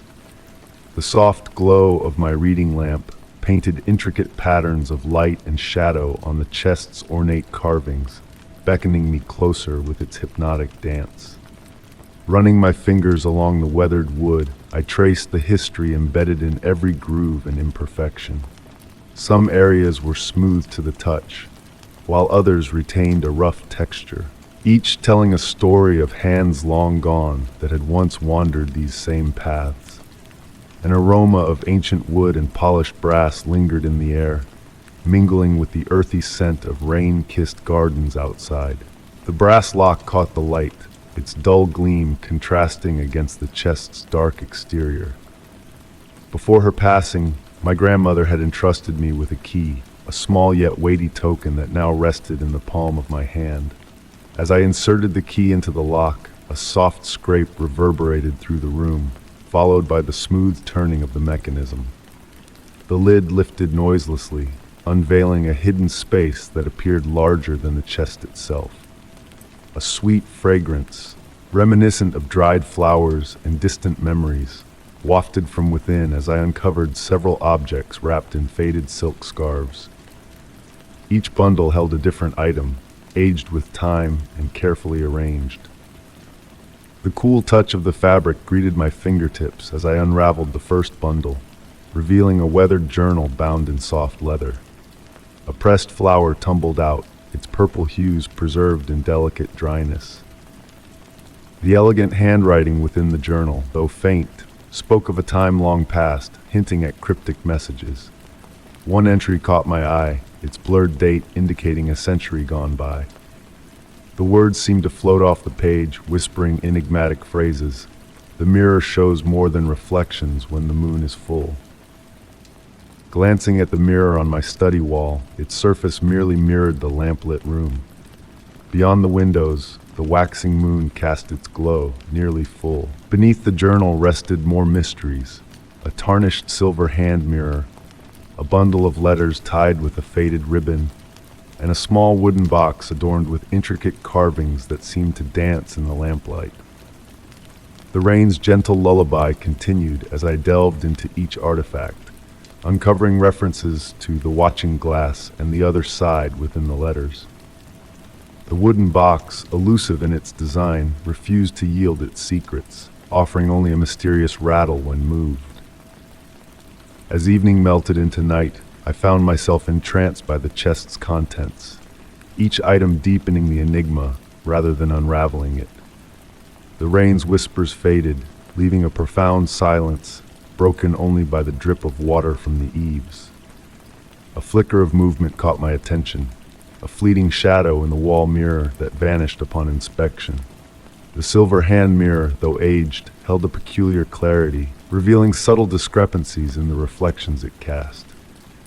A subtle shift in perspective unveiled a room slightly askew from my own, sparking a sense of disquiet in my soul. The journal's cryptic words echoed in my mind, guiding my gaze back to the mirror's mysterious revelations. Outside, the moon emerged from behind retreating clouds, casting a silvery glow that bathed the room in an ethereal light. Each object found its place back within the chest, shrouded in silk once more, as if awaiting a future unveiling. A charged energy permeated the air as I closed the chest, the key clutched tightly in my hand. In the mirror's reflection, a figure, faint yet familiar, lingered for a moment before fading into shadows. The room held its breath, the quiet anticipation of secrets on the cusp of revelation hanging thick in the air. Leaving the chest undisturbed, I retired for the night, the mysteries of the evening swirling in my thoughts. In the darkness, the rustle of silk and the faint murmur of voices danced at the edge of perception, a tantalizing whisper of hidden truths. As I extinguished the lamp, my gaze caught a glimpse of my reflection in the wall mirror, a fleeting smile hovering just beyond my shoulder before vanishing. The chest stood sentinel in the dimness, its secrets safeguarded until the next full moon, beckoning to those who dared to peer beyond the veil of the watching glass. Story 27. The soft patter of rain against my window painted a tranquil melody in my study, where ancient tomes and the warm glow of a reading lamp enveloped me. Among the worn leather volumes lining my shelves, none held a tale quite as intriguing as the one unfolding before me. As night descended, a deep resonance began to waft through the air, faint at first, akin to a distant memory rather than a present sound. The legends of the lake near my abode had always captivated me, especially the myth of the sunken bell tower resting beneath its murky depths. Local lore whispered of a medieval church that once graced the lake's bed, its tower extending towards the heavens until a calamity submerged the entire structure centuries ago. Some claimed that on specific nights, under the perfect conditions, the bell would chime, its reverberations traveling through water and earth in ways defying explanation. That evening, as the rain continued its gentle serenade, I felt compelled towards the shore. The air hung heavy with moisture, carrying the earthy fragrance of rain-soaked soil and pine needles. With each step, my boots sank into the soft ground, emitting a quiet squelch, blending seamlessly with the falling raindrops. The lake lay before me, a sheet of rippling obsidian, broken only by the cascading droplets from above.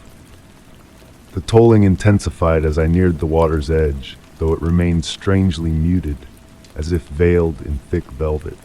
Each bell strike resonated not just in my ears, but within my core, forging a connection to something ancient and mystical. The sound possessed an otherworldly quality, unlike any church bell I had ever heard. It was deep, melancholic, with harmonics stretching beyond ordinary hearing range. Standing at the shore, I observed an anomaly in the rain. While it poured everywhere else, a perfect circle of tranquility graced the lake's surface, about 30 feet in diameter. Within this circle, the water mirrored the night sky like polished obsidian, the boundary between calm and rain-disturbed water unnaturally sharp. Mesmerized, I witnessed the submerged bell's toll, taking on a rhythmic pattern. 3 deliberate strikes, a brief pause, then 2 rapid ones. This sequence repeated with mechanical precision, yet carried an almost human intent. I found myself counting the intervals, aligning them with my own measured breaths. A delicate mist began to rise from the still water circle, forming ethereal shapes that danced in the night's cool embrace. Within these vaporous figures, I glimpsed silhouettes clad in robes, moving with purpose as if partaking in a long-forgotten ritual. The longer I watched, the clearer these shapes became, though never solidifying into a definitive form. Subtle fluctuations in temperature enveloped me, carrying fleeting echoes, murmured prayers, the rustle of robes, the creak of ancient pews. These auditory snippets, fleeting and faint, might have been figments of my imagination, molded by the bell's hypnotic toll and the rain's gentle descent. Time lost its grip as I stood entranced by the spectral display. It flowed differently there, measured not in minutes but in the bell's steady cadence. The misty forms continued their graceful dance, occasionally revealing other anomalies, soft lights beneath the water's surface, ripples defying the lake's natural flow, shadows without source. As night deepened, the calm water circle began to rotate slowly, creating a gentle whirlpool that encompassed the misty figures. The bell's toll shifted, growing more distant yet clearer, as if transcending time rather than water. Harmonics evolved, unveiling notes between conventional tones. The rotating water picked up pace, maintaining a graceful, balletic motion, like a meticulously choreographed performance. The mist figures moved in harmony, their shapes elongating and contracting in a grand design beyond my grasp. Then, as subtly as it began, the phenomenon faded. The calm circle dissolved, allowing the rain to reclaim the lake's surface. The bell's toll diminished, its pattern blurring into a whisper at the edge of perception. The mist figures dispersed, leaving only the memory of their enigmatic waltz. In the gentle rain, I felt no fear, no urgency to unravel the mystery. Instead, a profound peace enveloped me, as if I had glimpsed something between reality and dreams. The encounter left me with unanswered yet comforting questions, free from the need for immediate answers. Walking home through the rain-soaked night, the bell's resonance lingered, not as a sound but a sensation, a gentle vibration linking me to something ancient and vast. My steps fell into its rhythm, my breath echoing its memory. Back in my study, I penned what I had witnessed, knowing words could never capture the full essence. The rain's percussion persisted, and within its cadence, I sensed the echo of the submerged bell, beckoning to those who listened, weaving tales beyond comprehension. That night, as slumber claimed me, I understood that some mysteries are meant to be experienced and cherished, not solved. The sunken bell would continue its nocturnal hymn, its purpose as unfathomable as the depths from whence it tolled. And perhaps that was exactly as it should be. Story 28. The soft patter of rain against ancient stained glass windows composed a tranquil melody that reverberated through the deserted church. Seated in solitude in the final pew, I gazed as raindrops meandered intricate paths down the colored panes, distorting the dim light seeping through. The old wooden bench emitted gentle creaks under my weight as I shifted, its aged timber murmuring tales of countless souls who had sat there before me. I hadn't intended to stumble upon this sanctuary. My evening stroll through the woods began like any other, with the familiar crunch of fallen leaves beneath my feet and the sweet, earthy aroma of moss and pine needles filling my senses. But as darkness descended and an autumn mist enveloped the surroundings, the path I thought I knew so well seemed to meander in unfamiliar directions. It was then that I caught a glimpse through the trees, a weathered stone spire stretching towards the darkening sky. The church stood frozen in time, its gray stone walls draped in crimson ivy, a testament to the changing season. The heavy wooden door yielded to my touch, swinging inward with surprising ease despite its apparent antiquity. Perhaps that should have given me pause, but the growing chill in the air and the promise of refuge beckoned me inside. Now, in the deepening darkness, I spied details that had eluded my initial glance. The air held a peculiar sweetness, reminiscent of dried flowers and ancient tomes, mingled with the distinct mineral fragrance of rain-soaked stone. Faint sounds took on new significance in the vast expanse. The soft settling of wooden beams above, the whisper of wind through unseen crevices, the occasional drip of water finding its way through the aged roof. The rows of pews stretched out before me, their dark wood gleaming softly from the touch of countless hands over the years. In the encroaching twilight, shadows danced across their surfaces, crafting patterns that appeared almost intentional, like cryptic messages inscribed in an unreadable script. The altar at the front stood bare save for a solitary candle, its flame unwavering in the stirring air. As my eyes adjusted to the dimness, I discerned other peculiarities. The hymnal nestled in the rack before me lay open to a page devoid of signs of age or wear, unlike the weathered pages of the rest of the book. The stained glass windows depicted scenes that eluded comprehension, figures that seemed to shift and transform when viewed from different angles, their visages never quite the same upon a second glance. A soft sound caught my attention, a whispering sigh emanating from somewhere near the altar. I held my breath, listening intently. The sound repeated, clearer this time, akin to someone humming a melody just beyond the threshold of hearing. The candlelight flickered, casting moving shadows on the stone walls that seemed to sway in harmony with the barely audible tune. Unbidden, I rose from my seat, my feet propelling me down the central aisle, the ancient floorboards beneath the carpet emitting soft creaks with each step. The humming neither intensified nor clarified as I drew closer, maintaining its tantalizingly distant quality.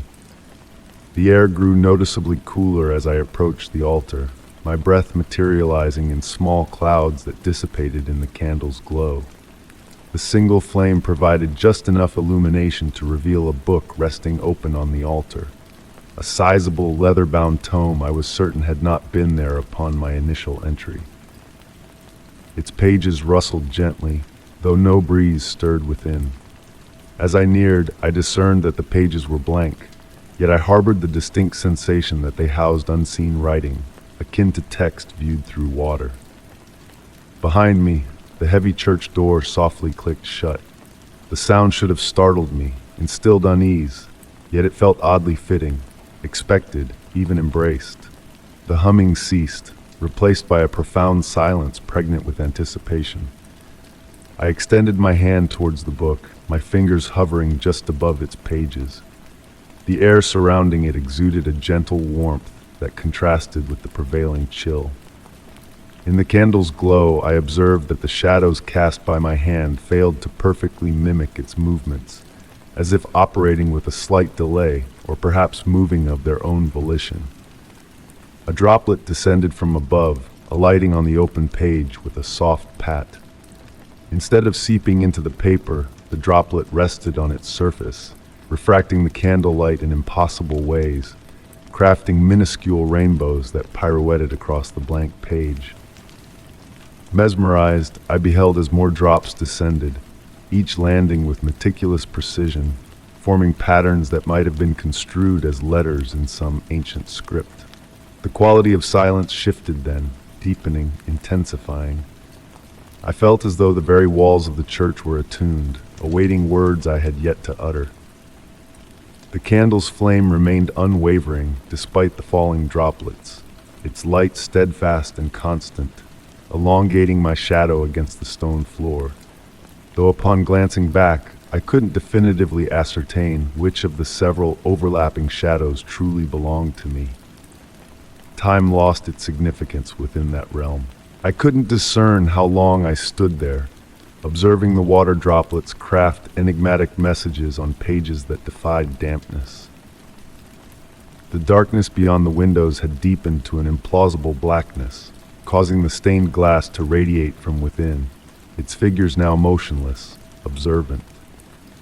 Upon finally stepping back from the altar, I noticed that my footprints in the thin layer of dust on the floor led solely forward, with no trace of my journey from the pew. The candle blazed as brightly as ever, undiminished despite what must have been hours. The humming had returned, or perhaps it had never truly ceased, merely faded momentarily beyond audibility. I retraced my steps down the aisle, each footfall feeling weightier and more obligatory than the last. Upon reaching the heavy wooden door, I pressed my palm against its ancient surface, feeling the texture of the wood beneath my fingertips.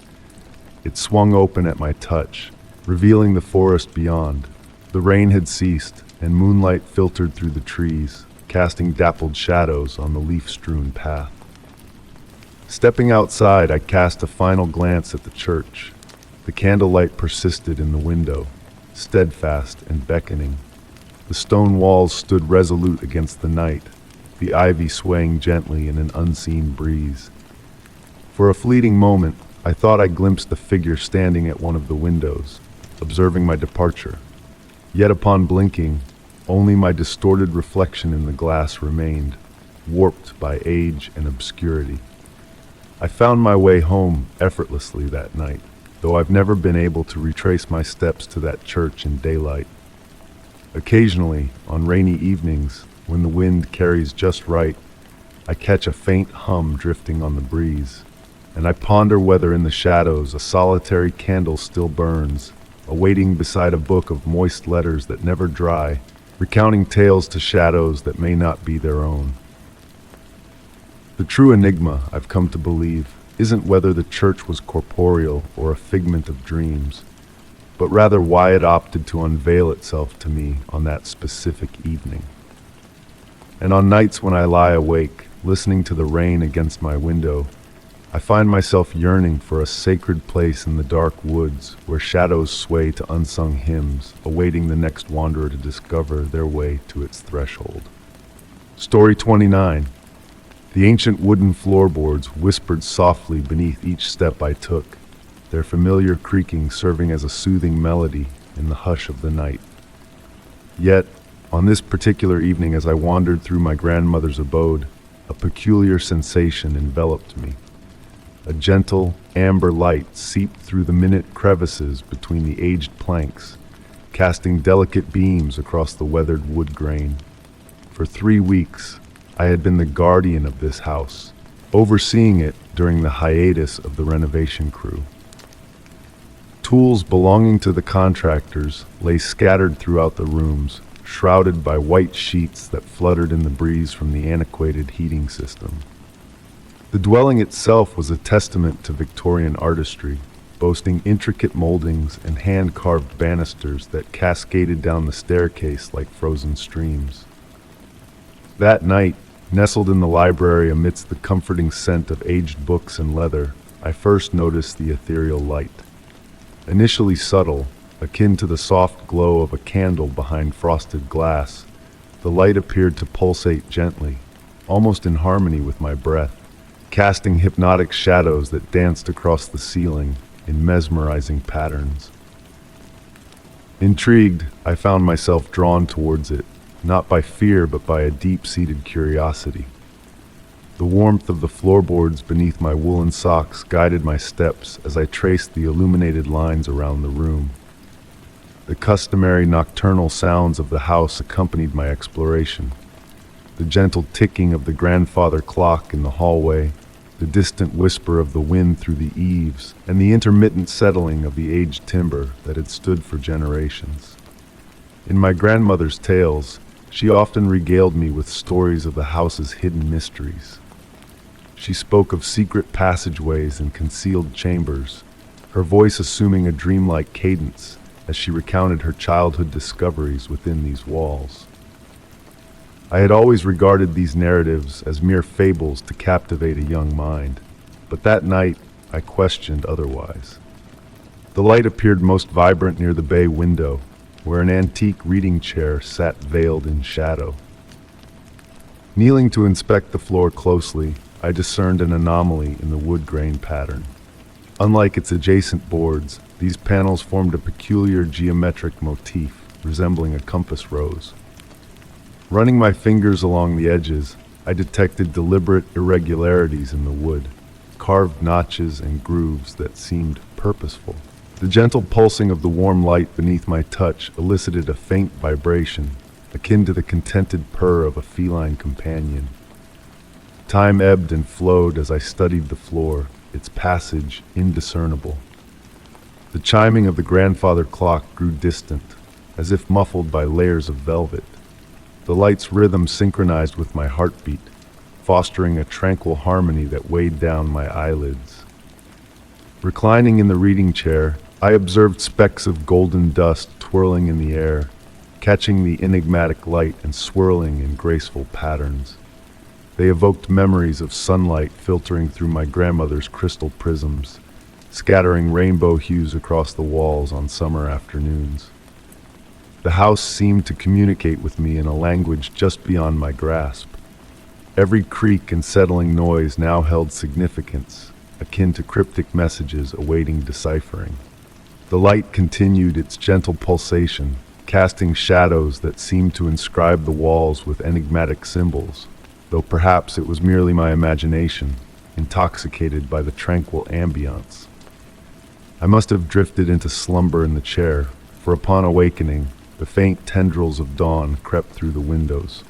The mysterious light had dimmed, yet a subtle warmth lingered within the floor.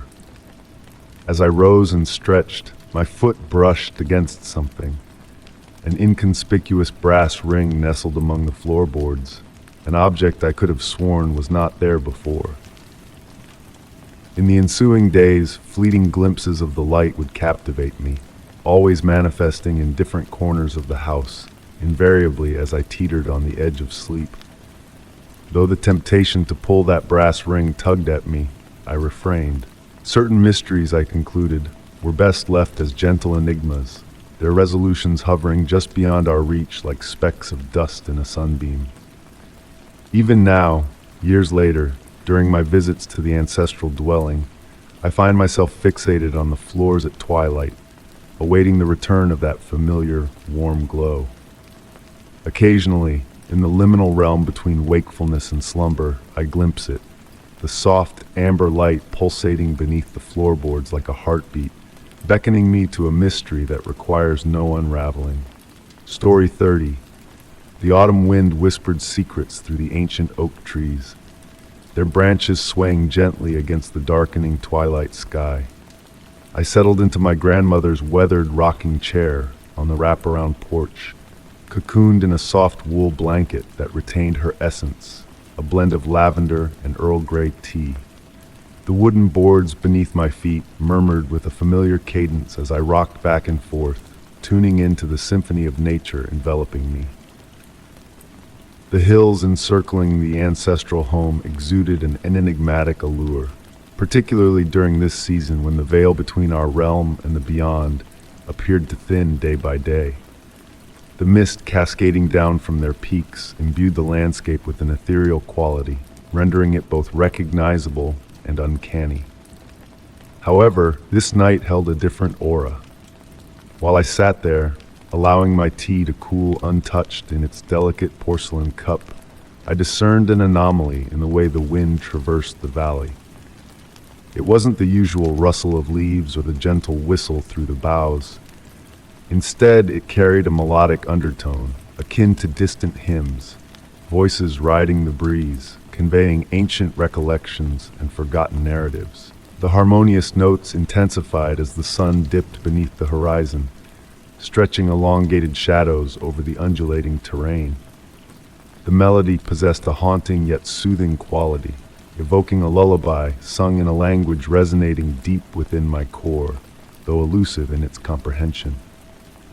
It evoked memories of my grandmother's tales about the hill spirits, benevolent entities that had safeguarded our lineage for ages.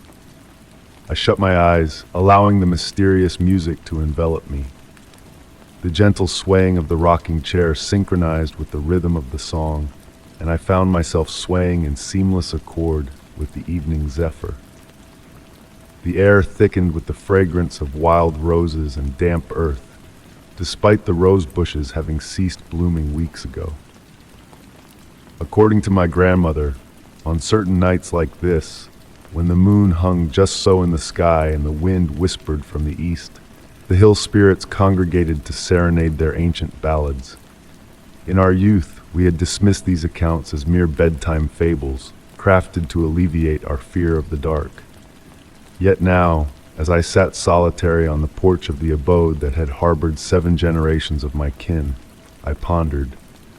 The mist persisted in its descent from the hills, enveloping me in a gentle chill that prompted me to draw the blanket snugger around my form.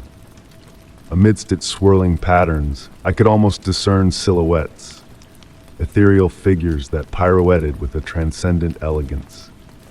They flickered at the periphery of my vision, nearly tangible yet too ethereal to be corporeal, yet too insistent to be mere figments of imagination.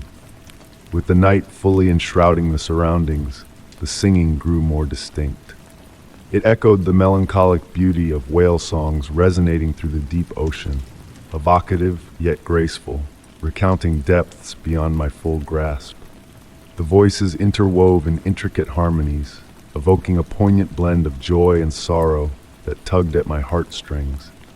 Each note seemed laden with centuries of anecdotes, of lives lived and lost, of jubilations and sorrows witnessed by these age-old hills. My grandmother's journal lay open on my lap, its pages brimming with her flowing script chronicling these very phenomena. She had chronicled years of analogous encounters, each entry more elaborate than the last. The segment I had perused recounted a specific autumn night, much like this, when the spirits had sung with such clarity that she had finally deciphered their intent. "They sing to remember," she had penned, "and they sing to aid us in forgetting, not to erase the past, but to dispel our fear of it. Their melody serves as a reminder that time is cyclical, not linear, and that what appears lost merely awaits rediscovery in a different guise." The rocking chair's rhythmic sway had melded seamlessly into the background, nearly imperceptible in its constancy. My breaths had slowed to match its tempo, and the cool mist enveloping me felt akin to a tender embrace.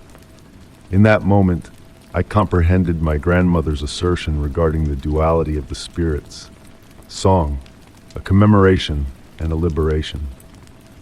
Through half-lidded gaze, I observed as the mist continued its waltz across the porch.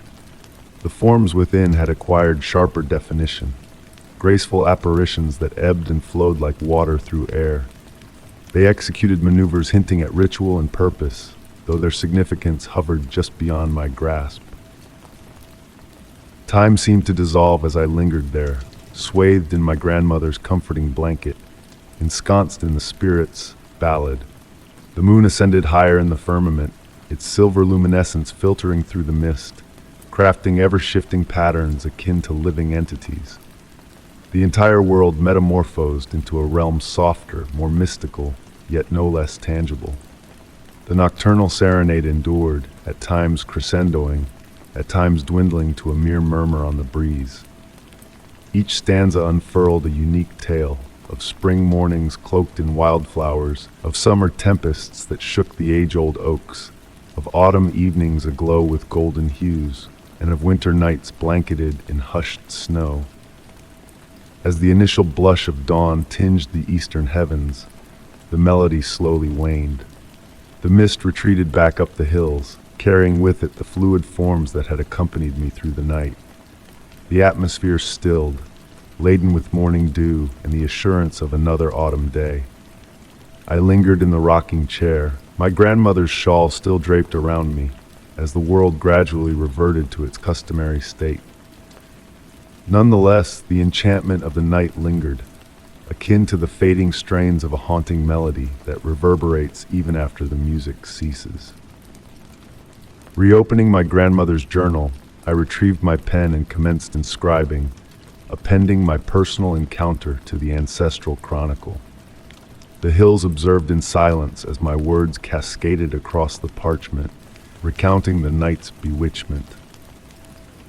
Although the spirit's song had dissolved with the dawn's arrival, I understood it hadn't truly concluded.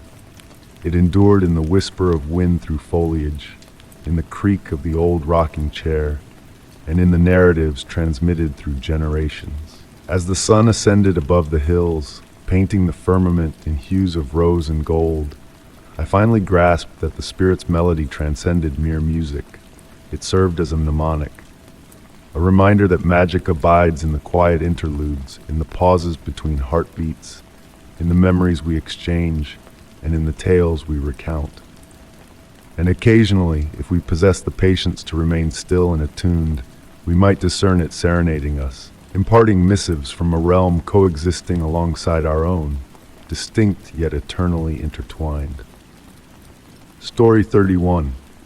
The autumn breeze whispered softly through the ancient trees, carrying with it the delicate rustle of fallen leaves and the faint aroma of crackling wood fire. Standing before the weathered oak door of my grandmother's manor, I observed as wisps of mist curled around my feet in the fading twilight. The brass doorknob, once gleaming like a polished mirror, now bore the marks of time, telling silent tales of all the hands that had turned it before mine. 3 months had passed since my grandmother's passing, leaving me this grand Victorian estate with its maze-like rooms and corridors.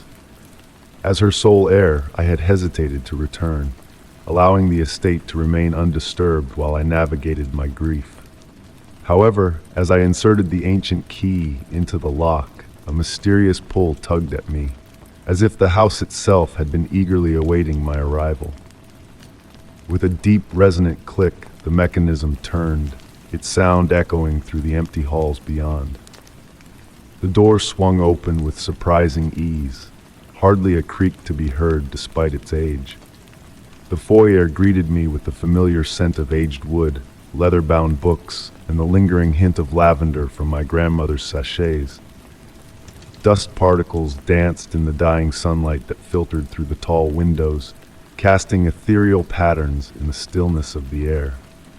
Moving through the house with deliberate steps, my footfalls muffled by the plush Persian carpets lining the floors, I noticed the furniture draped in white sheets, like silent guardians preserving memories of happier times.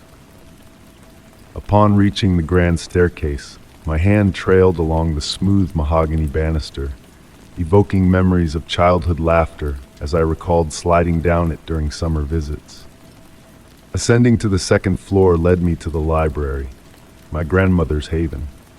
Here, a myriad of books adorned floor-to-ceiling shelves, their leather spines creating a tapestry of muted hues in the dimming light.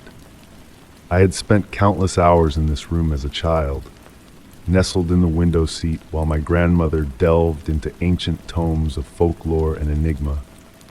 As twilight deepened into dusk, I ignited the old oil lamps that my grandmother had always favored over electric lights. Their warm glow bathed the room in gentle light, casting soft shadows that seemed to sway with the subtle drafts wandering through the house. The familiar ritual brought solace, yet as I lit the final lamp in the library, something peculiar caught my attention. The door to my grandmother's private study, always locked during my childhood visits, stood slightly ajar. Intrigued by both curiosity and a strange sense of inevitability, I approached cautiously. The door, solid oak like the house's entrance, bore intricate carvings of intertwining vines and flowers. Pushing it open, the hinges emitted a low, melodious tone, akin to a distant chime. The study appeared just as I remembered glimpsing it as a child. Walls adorned with peculiar artifacts, shelves lined with colorful glass bottles, and a massive desk dominated by a leather-bound journal. Yet an aura of anticipation filled the air, as if the room held its breath in anticipation. Drawn to the desk, I found myself transfixed by the journal open before me, its pages adorned with my grandmother's elegant handwriting. The words seemed to shimmer in the lamplight. My dearest grandchild, if you are reading these words, then you have finally found your way to my study. There are secrets about our family, about this house, that you must uncover. The door you just passed through is more than what meets the eye. Like many things in this world, it exists in multiple realms simultaneously, leading to paths only few have tread. A distant door closing within the house momentarily diverted my attention. However, when I glanced back towards the study entrance, I found a solid wall in place of the door. The door had vanished completely, leaving only a faint imprint on the wallpaper, akin to the memory of a dream. Returning to the journal, my heart steady as I continued reading, my grandmother's words divulged tales of gateways between worlds, a family legacy of safeguarding these thresholds, and the duty now bestowed upon me.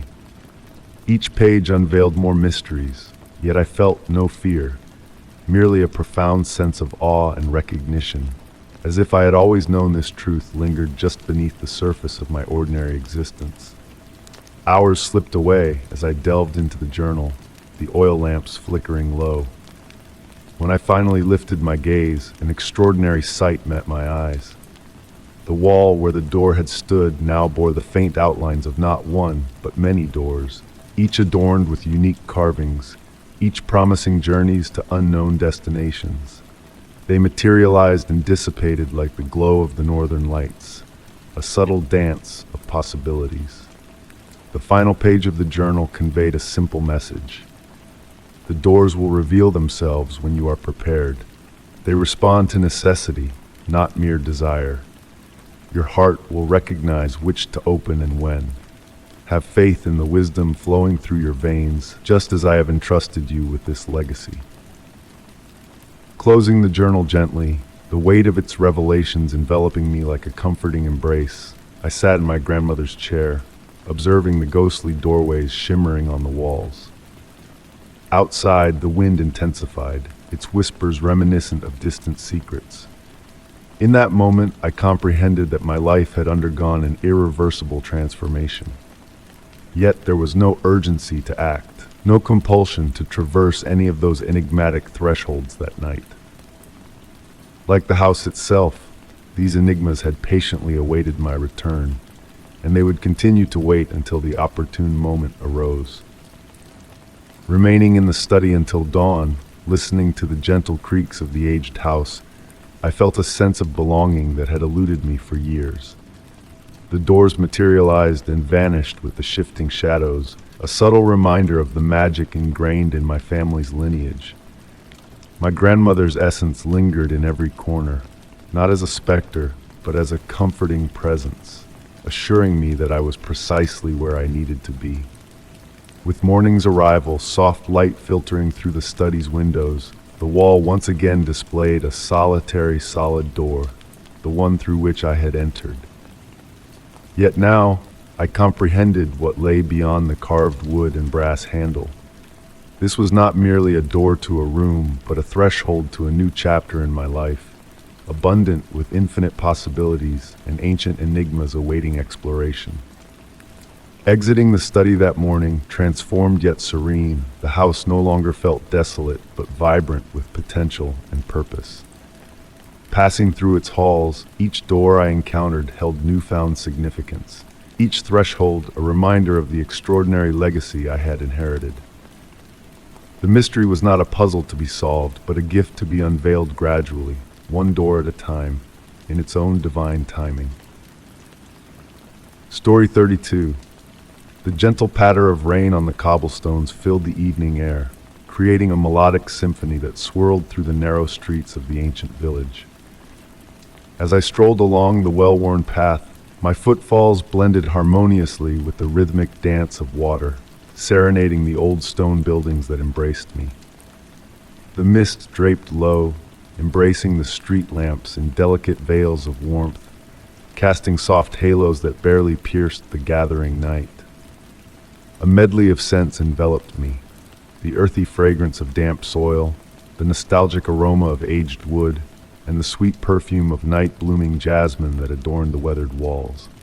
Amid the tranquil ambience of these twilight walks, a peculiar presence caught my attention. Beneath the steady rain's tempo, I discerned faint footsteps, quiet and unsure, reminiscent of a cautious wanderer on fresh snow. Yet each time I glanced back, the street lay empty, bathed in the flickering shadows of the swaying lamps.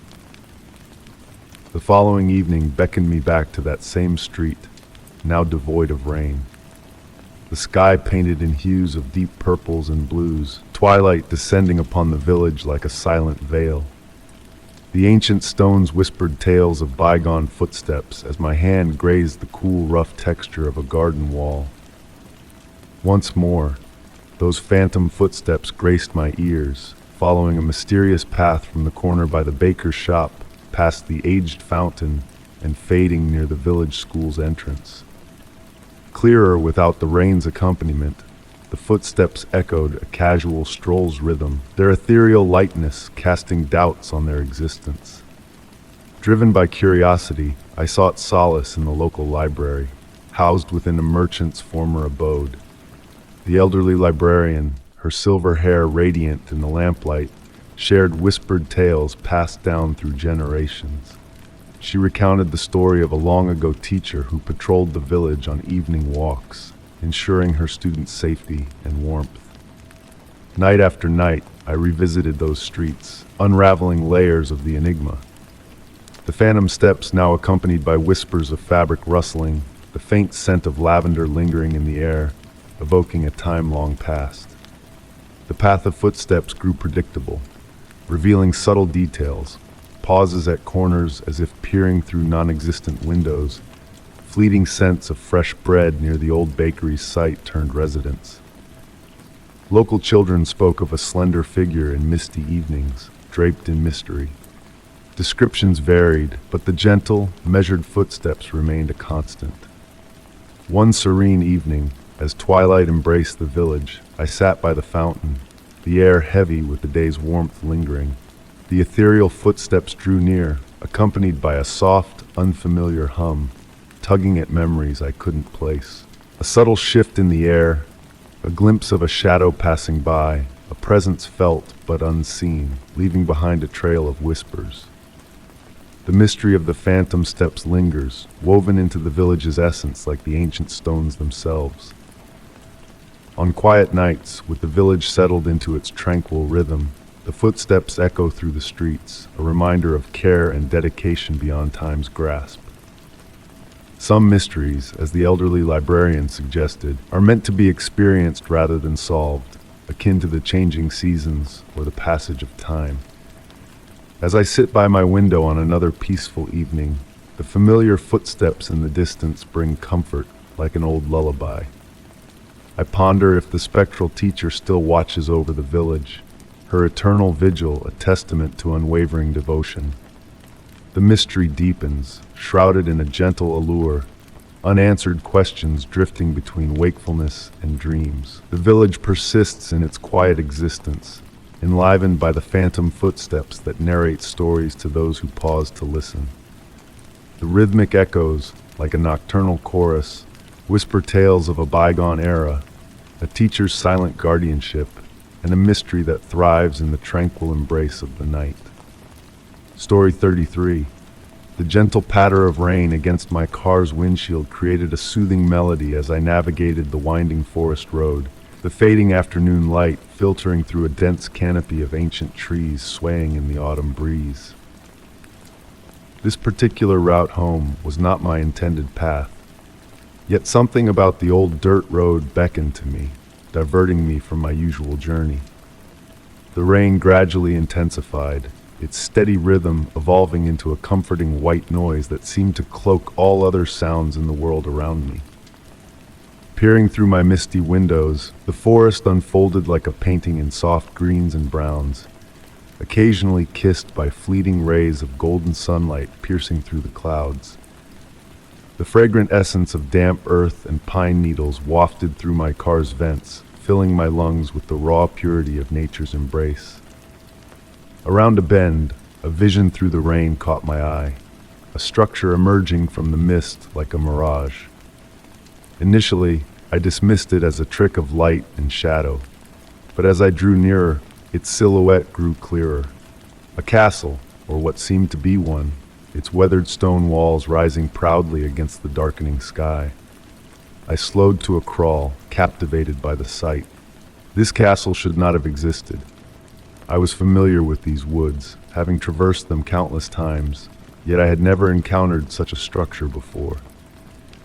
Yet there it stood, its ancient towers stretching towards the cloud-laden heavens, windows aglow with a warm, inviting light pulsing like a heartbeat. Without conscious thought, I pulled my car to the roadside. The rain had gentled to a mist, forming an ethereal veil around the castle. Stepping out, my feet sinking into the moist earth, the cool air enveloped me like a silk shawl.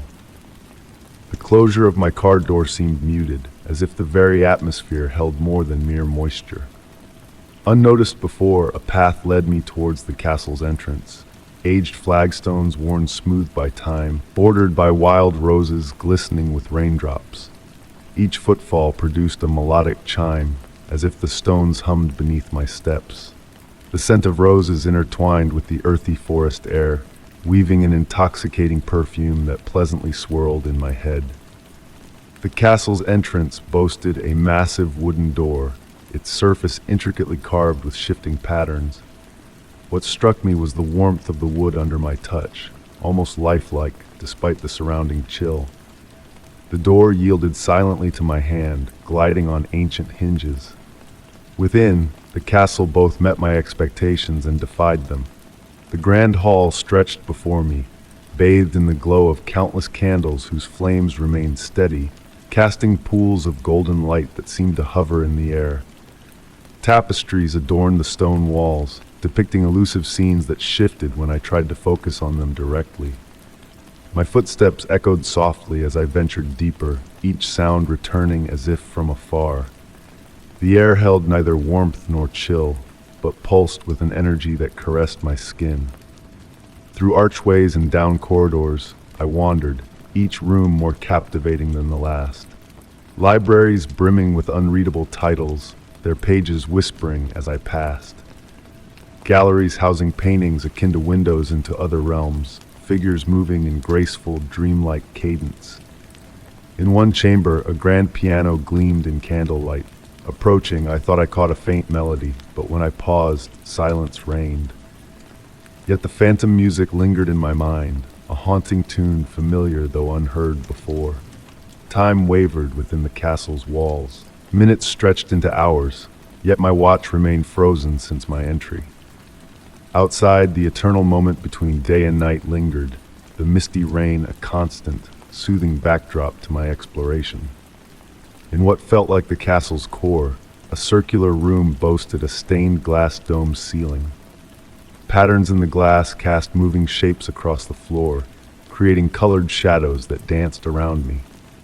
At the room's center, a pedestal held a single leather-bound book, its hues shifting like oil on water.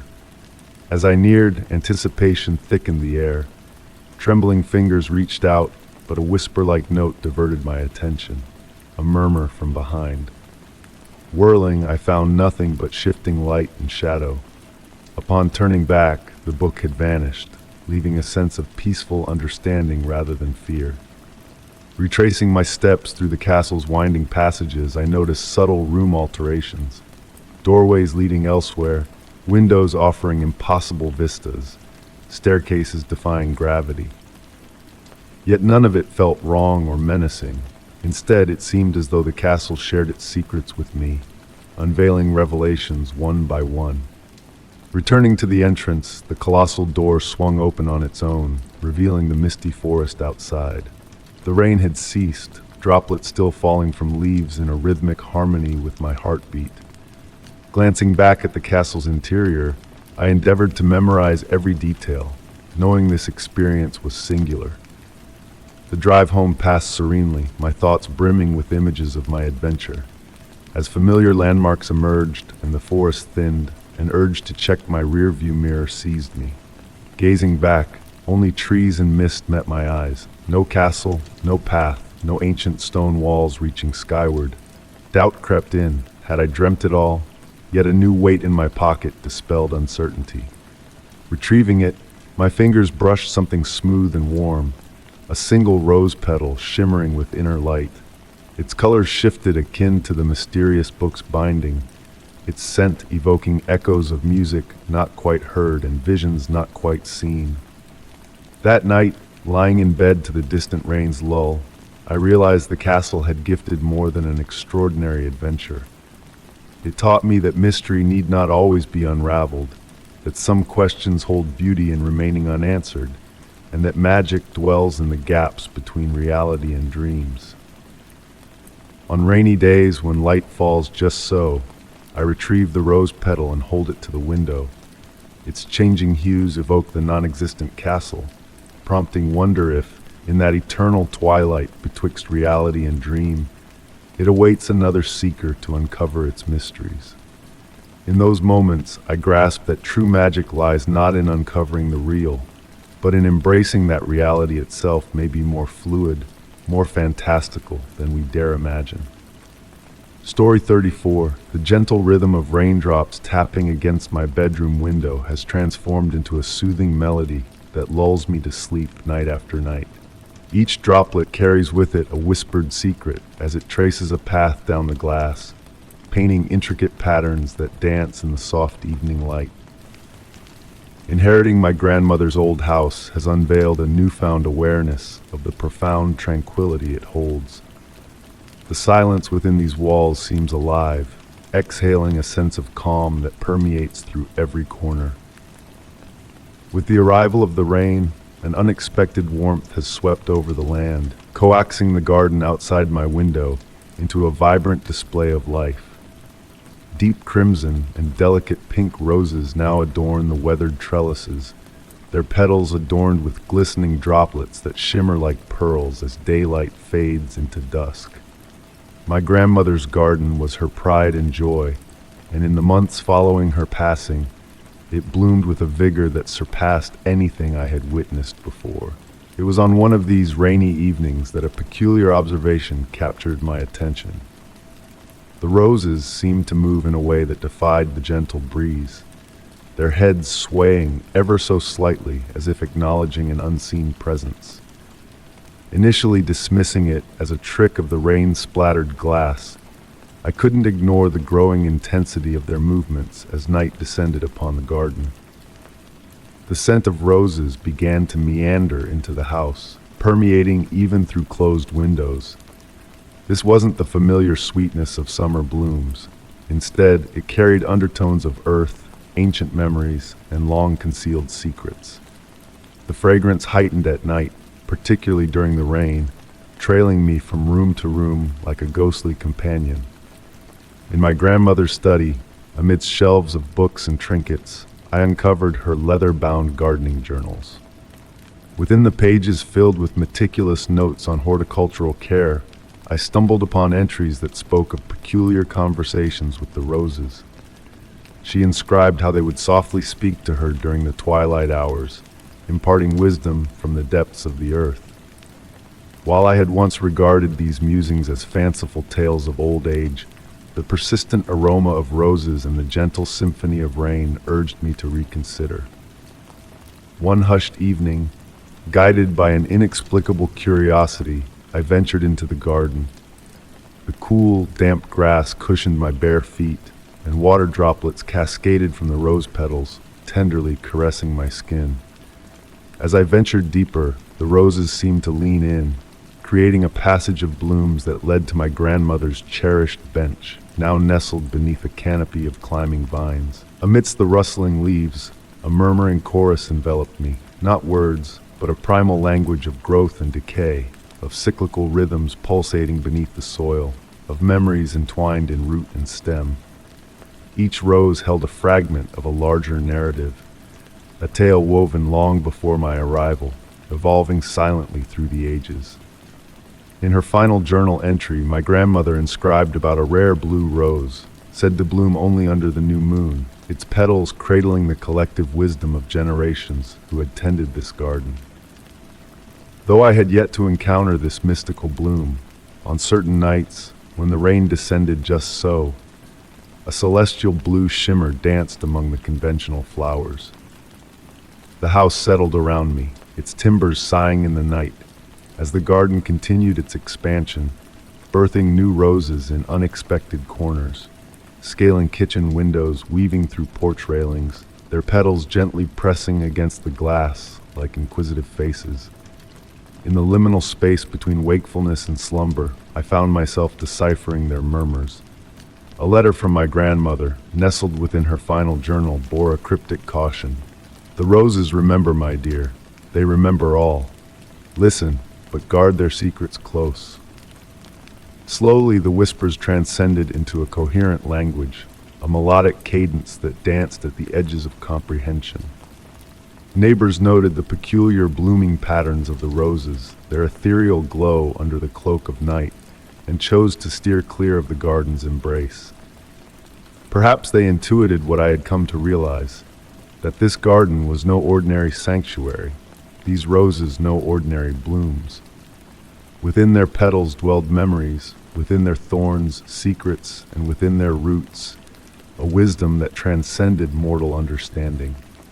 I tended to the roses with reverence, following my grandmother's legacy, yet prioritizing listening over pruning. On rainy nights, I nestled among the blooms, adding my whispers to their ancient chorus. In those moments, my words took on an unfamiliar cadence, divulging secrets unbeknownst to me. The roses listened, the garden thrived, and somewhere amidst the verdant foliage I sensed my grandmother's presence, tending to her cherished blooms, partaking in their age-old dialogue. The rain persisted, a gentle symphony that accompanied the roses' murmurs. Perhaps one day I will decipher the entirety of their message. Until then, I stand as their vigilant guardian, custodian of their enigmatic secrets, a student of their mysterious teachings.